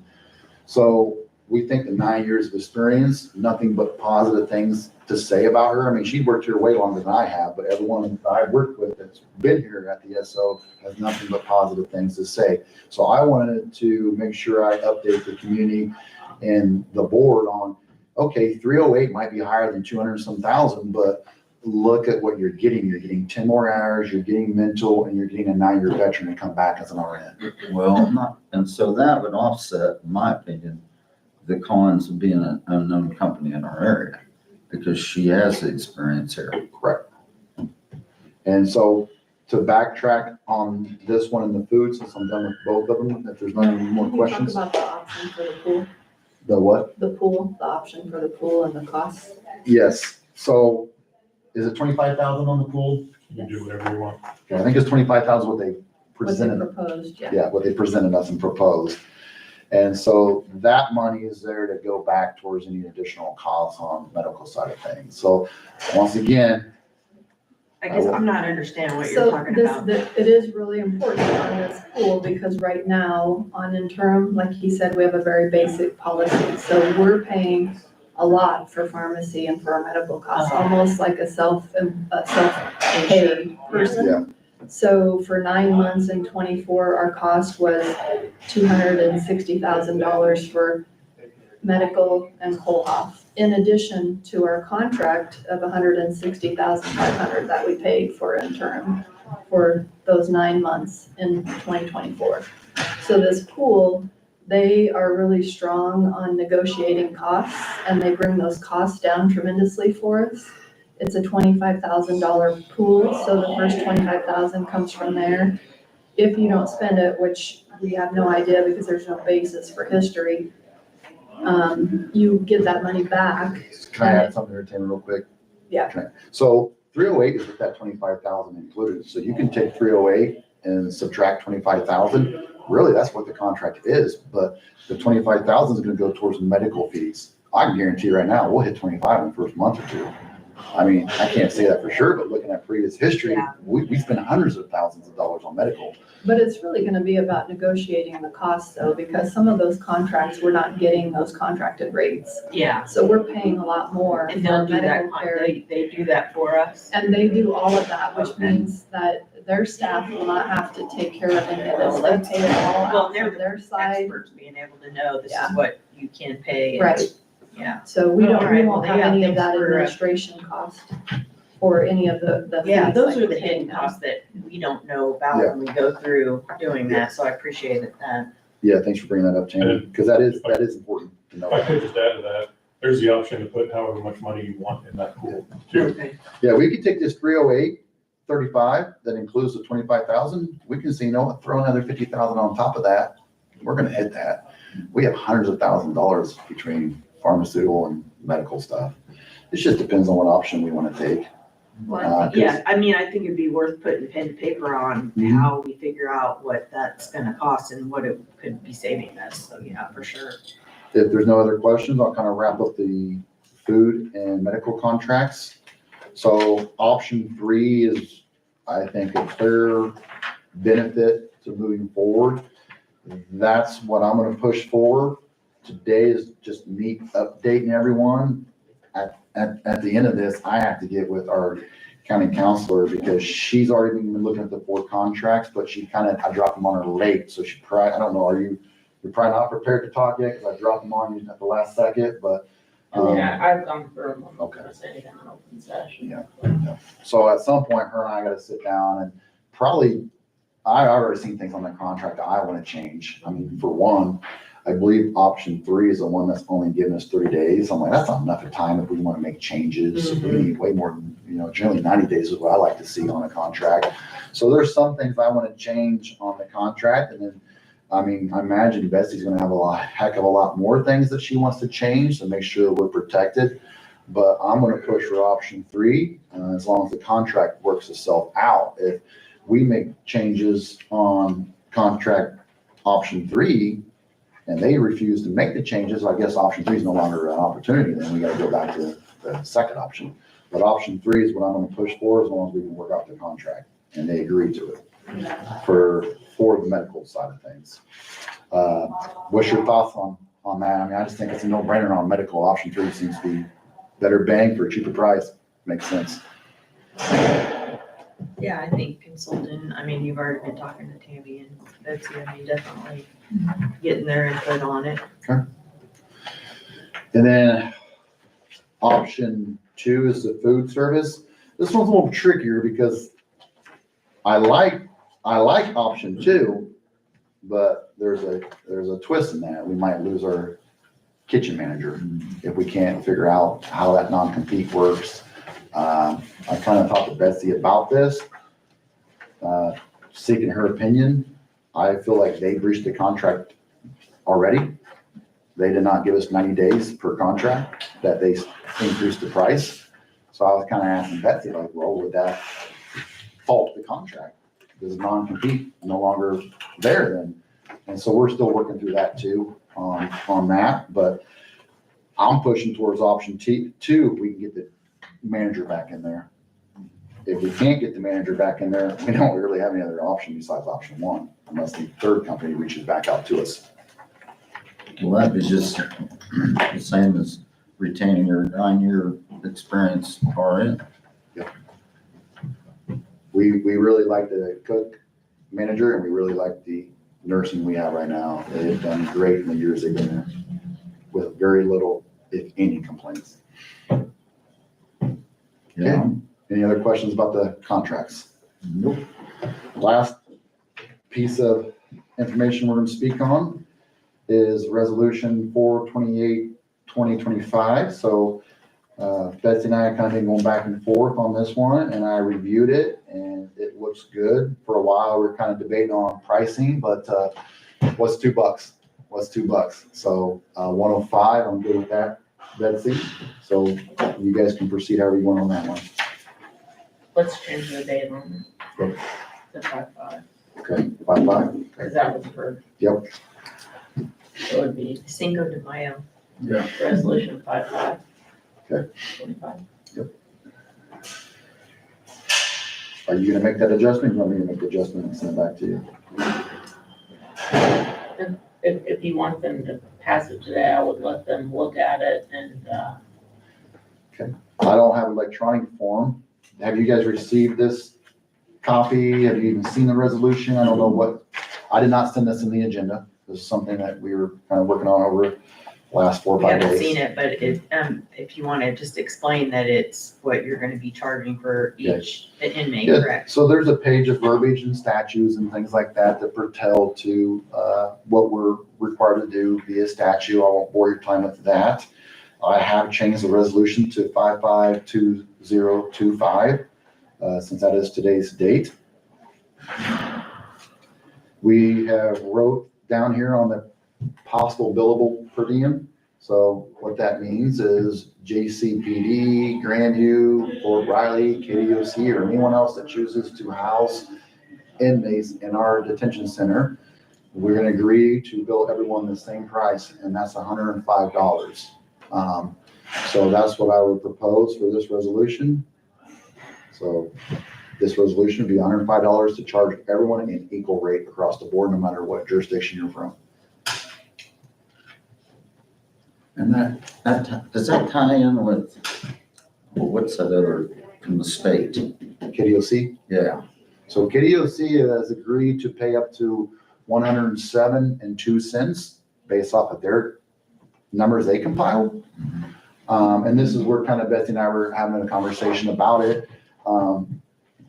I believe the statute states that it's equal to whatever my maintenance cost is. And my maintenance cost per my financial analyst is north of 140. So for us to just feel like we're breaking even is 140. Unfortunately, KDOC is only agreeing to 107. Secretary of State sent a letter saying this is what we feel like it should cost. I'm like, well, our numbers are showing different, but they're refusing to pay anything else. So I would argue that they could be open for litigation because statute says this, in my opinion of the interpretation, which is 140. So if I wanted to argue this case and go to litigation, we'd have to see how it plays out in court, because I can prove on paper it costs us 140 to get out of the red. So we can't make money, but we can charge what it costs us to house, which is 140 or more. But I just went with 140 because that's what Jeanette and Echo had figured out, and those are the admin assistants that put the numbers on paper. And if you follow opinions throughout this last few years, couple years, a lot of local jurisdictions, police departments have fought this and argued this because SOs keep increasing their prices. And the courts keep ruling in favor of the SO. Like at first it was like, oh, you can just charge for this. Well, now you can charge for salaries. Now you can charge for whatever it takes to clean the cell, whatever it takes to transport. You can charge for all these additional things. So there's more opinions out there that are saying that, no, you can charge for more and more and more. Hence probably why the spike went from 60 up to 107. Because the court system is saying, no, it's not just as simple as what's it cost for food. Yeah. There's way more that goes into this. So what if it was the other way around, Betsy? What if it was, we had already agreed with the other agencies to be 140, and then KDOC comes in and says, we're only paying you 107? That, I mean. That, and then you could charge them 107 per. Even though we're charging others 140? The only way I think Because you they're can, state agency, is that Why? why? Because they made their declaration that that's what they're paying. Well, we wanna make our declaration, no, that's not what we want. well, that's how all these opinions came out, because the SO's saying, no, this is what it costs. The PD's like, no. Well, then they go to court. And the court has almost favored every single time in reference to the SO, because as long as the SO can prove that maintenance fee, that's what statute says. Yeah, it is what it is. Statute. So I would argue if we wanted to do litigation, we could litigate KDOC and say, no, look, this is, but I mean, that's something we may not want to bite off, but yeah. Well, right now, we're discussing the 105. I'm satisfied with 105. This does not get us out of the red in any means. But it's better than it was. Will we ever get out of the red? Probably not. And it's unfortunate for the taxpayers. I'm here to speak for the taxpayers. That's what I speak for. So I'm coming here saying we should charge 140 because that's what I feel like gets us out of the red, and my taxpayers aren't paying the additional fees. But that's going to take litigation because KDOC is saying, nope, we're only doing 107. So do we force their hand, or do we just pay 107 because that's what everyone else is paying? We're gonna do 105 and that's it. Well, yeah, so clarify, I agree Okay, to well, I 105. will do, Thank you. I will make a motion to accept resolution 0505-2025 for the 107 amount. 105. What? We're doing 105. 105, I'm sorry, Yes. 105. Yes. I was trying to get 107, but we already Yeah. locked in with Fort Riley at 105. So Betsy, her advice was to stick with 105 and Make it even for everybody. just keep it even for everyone. We'll never get out of the red at this point, but 105 equal across the board. That's what I propose for a 552025 resolution. I'll second. It's been moved and seconded to adopt the resolution. All in favor, say aye. Aye. That's all the business I have today. Okay, Thank you. Thank you, guys. thank you. Great news about Caden being home. Yeah, thank you. Okay, public comment.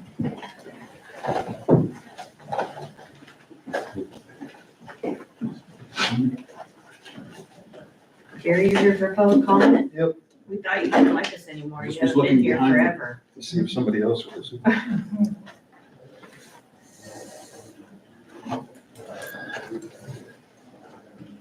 Good morning, Commissioners. My name is Geary. I live at 3308 Frontier Circle in Manhattan. As you all know, I have investment property and I'm a native son of Junction City. Just on a side note, and I know my time's limited, but back in the day, when we were all a lot younger, I worked for Kansas Cellular, and Kansas Cellular had a non-compete. And there were several people with Kansas Cellular that went to a different carrier, only to discover that non-competes are non-enforceable in Kansas. The law has probably changed on that, I assume, since Nate seems to be worried about it, but I guess you guys will figure that out, but that's just anecdotal information. The reason I'm here today is to talk about my favorite subject, and that's budgets. And we know we're at 2026, and I think we're at the beginning stages. I think we're kind of at the beginning stages from what I heard earlier. And the thing that I'd like to remind you all of is that, and I'm specifically talking about property taxes, not sales tax revenue or other revenues. I think if you were to poll taxpayers in Geary County, they would agree that the reason they pay property taxes is for service.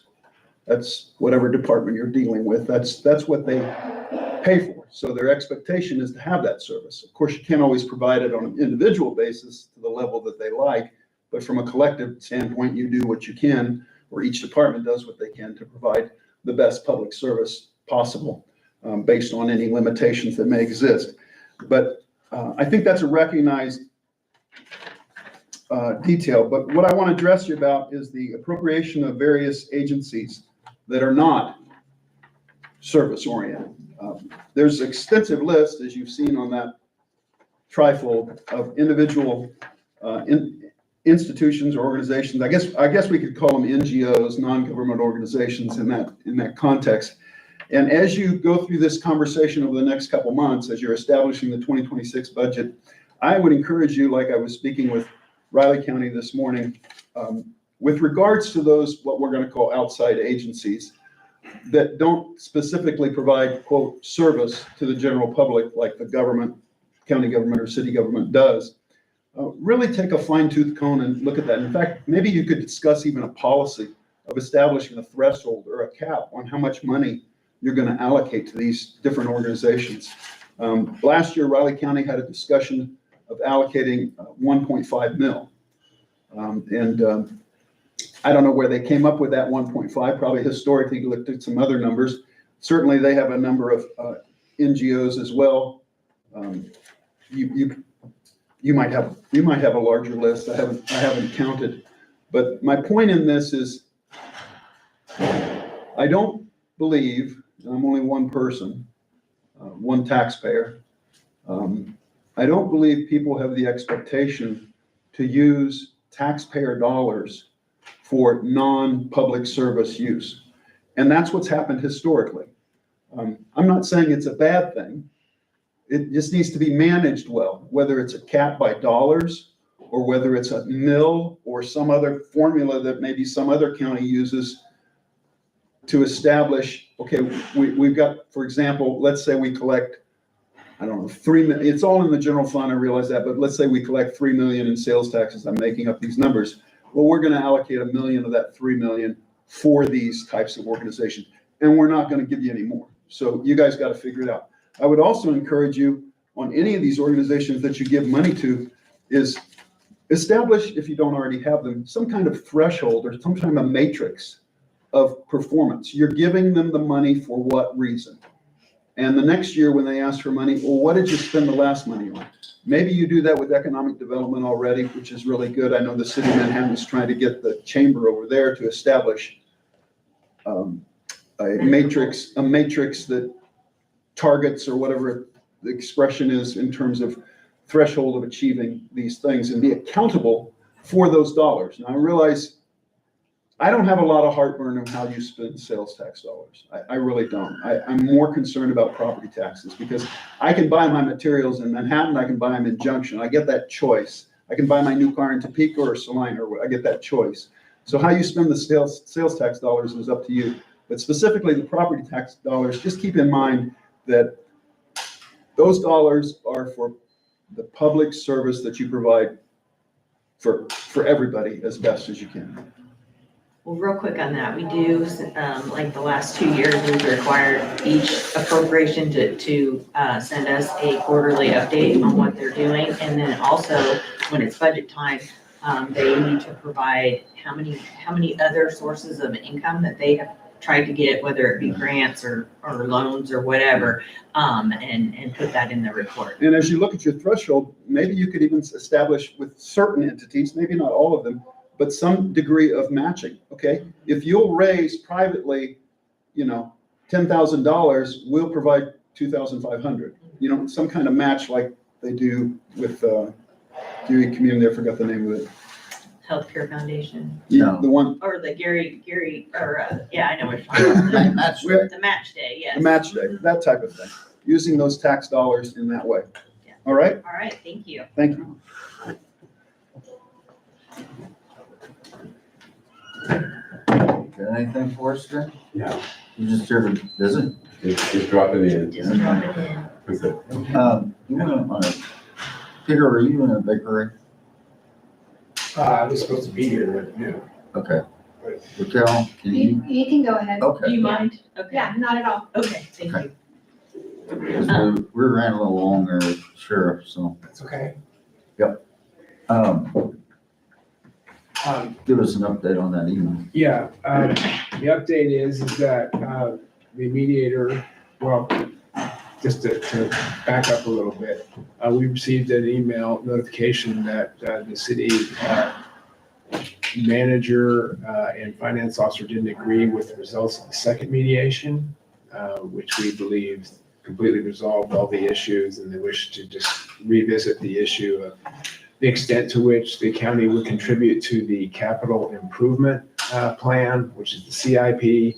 And so the manner in which the CPI, Consumer Price Index, worked, whether it went up as well as down, or whether if there was going to be a specific limit on the amount that the CPI could be used to adjust the price, and whether it be a floor. We believe those issues have been resolved.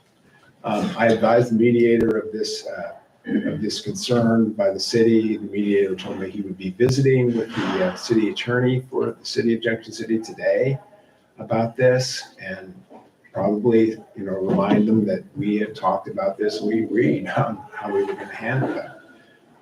When we get a report from the mediator as to whether or not that was a successful talk or not, we'll be in a position to know at least what's going on the city side. As far as the county is concerned, I think we need to send you an agreement that's consistent with what we agreed at the second mediation, a clean agreement, no delineations or cross-outs, things like that, and have the county commission approve that. And then we would send that over to the city and ask them to do the same thing, because mediation means something. You come to mediation, you talk about what the issues are. If you come to an agreement, that is how the differences are ironed out. We got to that point at the second mediation session, and we had an agreement. We would really like this to be done, wouldn't we? So that's my report. I do not know whether or not the mediator and Mr. Stites have had a chance to visit with each other yet or not. Well, I know the city, and the reason why I had asked you, because I didn't get the email, but you asked if I had gotten it, but then you later sent it about them requesting them to meet. The city wanting to meet, so I did not want to have that conversation without the other two commissioners on what we should do, and you're saying. Yeah, there's a lot to be said for transparency, but at the same time, we don't want to look like a circular firing squad either, with everybody, sending ideas as we need to meet about this or that, and who's going to meet, and the like. My response to that is we that's why we had this meeting the other week. This is not an issue that needs to be revisited. But of course, the Board of County Commissioners makes the decision as far as I'm concerned. That's my recommendation. I think this thing is resolved. It's done.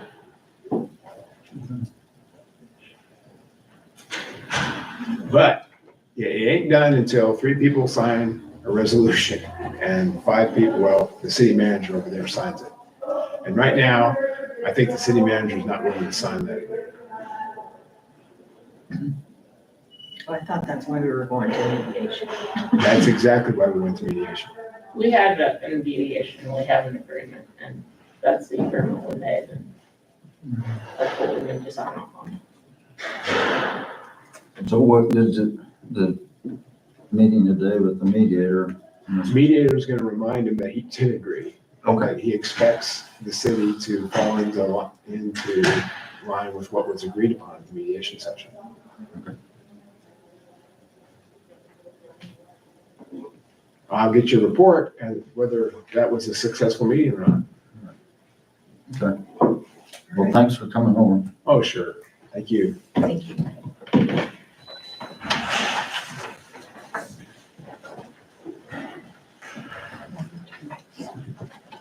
So, Introduce yourself. my name is Raquel Singo. I'm the director of the Geary County Convention and Visitors Bureau.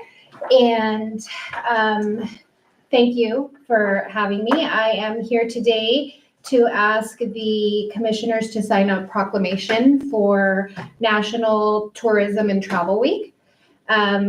So I don't know, I know that Teresa has a better copy than I do of it.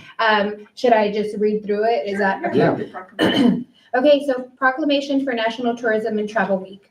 Whereas the U.S. Travel Association has designated the week of May 14th through the 10th, 2025 as National Tourism and Travel Week, and whereas the travel and tourism industry plays a vital role in the economic well-being of the United States, the state of Kansas, and Geary County, and whereas travel and tourism generate significant revenue, support local businesses, and create jobs for residents of Geary County, and whereas Geary County is home to a diverse array of attractions, including historic sites, recreational areas, cultural events, and natural beauty, which attract visitors from near and far.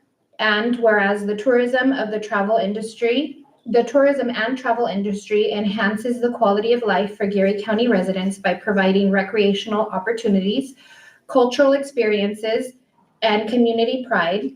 And whereas it is important to recognize and support the efforts of the individuals and organizations dedicated to promoting and serving the tourism and travel industry in Geary County. Now therefore be it resolved that the Geary County Commission does hereby proclaim May 4th through the 10th, 2025 as National Tourism and Travel Week in Geary County, Kansas. Be it further resolved that Geary County Commission encourages all residents to recognize the importance of tourism and travel to our community and to support the businesses and organizations that serve our visitors. So moved on that proclamation. I'll second. It's been moved and seconded to approve the proclamation. All in favor, say aye. Aye. Thank you.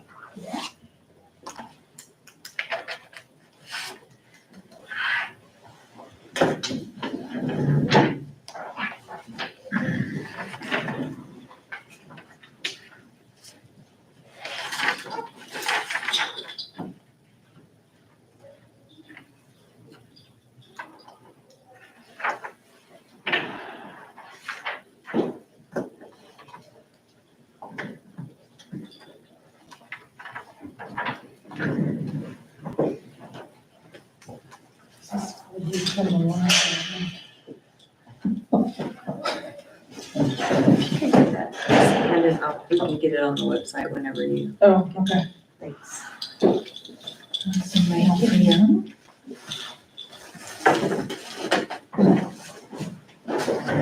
Not website, but our Facebook page. Put it on Facebook page. Did you have anything else? Yes, one more thing I would like to ask for executive session. Approximately 10 minutes if possible, for discussion of non-elected personnel Performance. performance. Thank you. Not like personnel performance. Personnel performance. With HR and legal. Yes. So moved. I'll second. Been moved and seconded for a 10-minute executive session. All in favor, say aye. Aye. Aye. Thank you. Motion carried. Sure. Keith, he'd like to talk to you real quick. Okay. Oh, shoot. Easy. Gotta hit you and giddy up. Yeah. Big catch.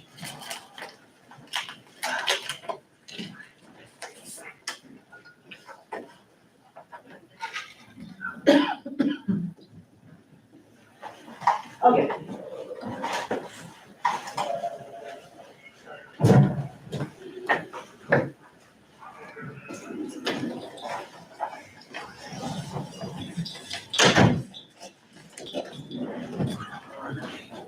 Twelve 28. Yes, sir. All right. Fill them So there was an incident that took place on April 23rd in. on. Are we off? Oh, no. I totally forgot. Thank you. Good Thank catch. you.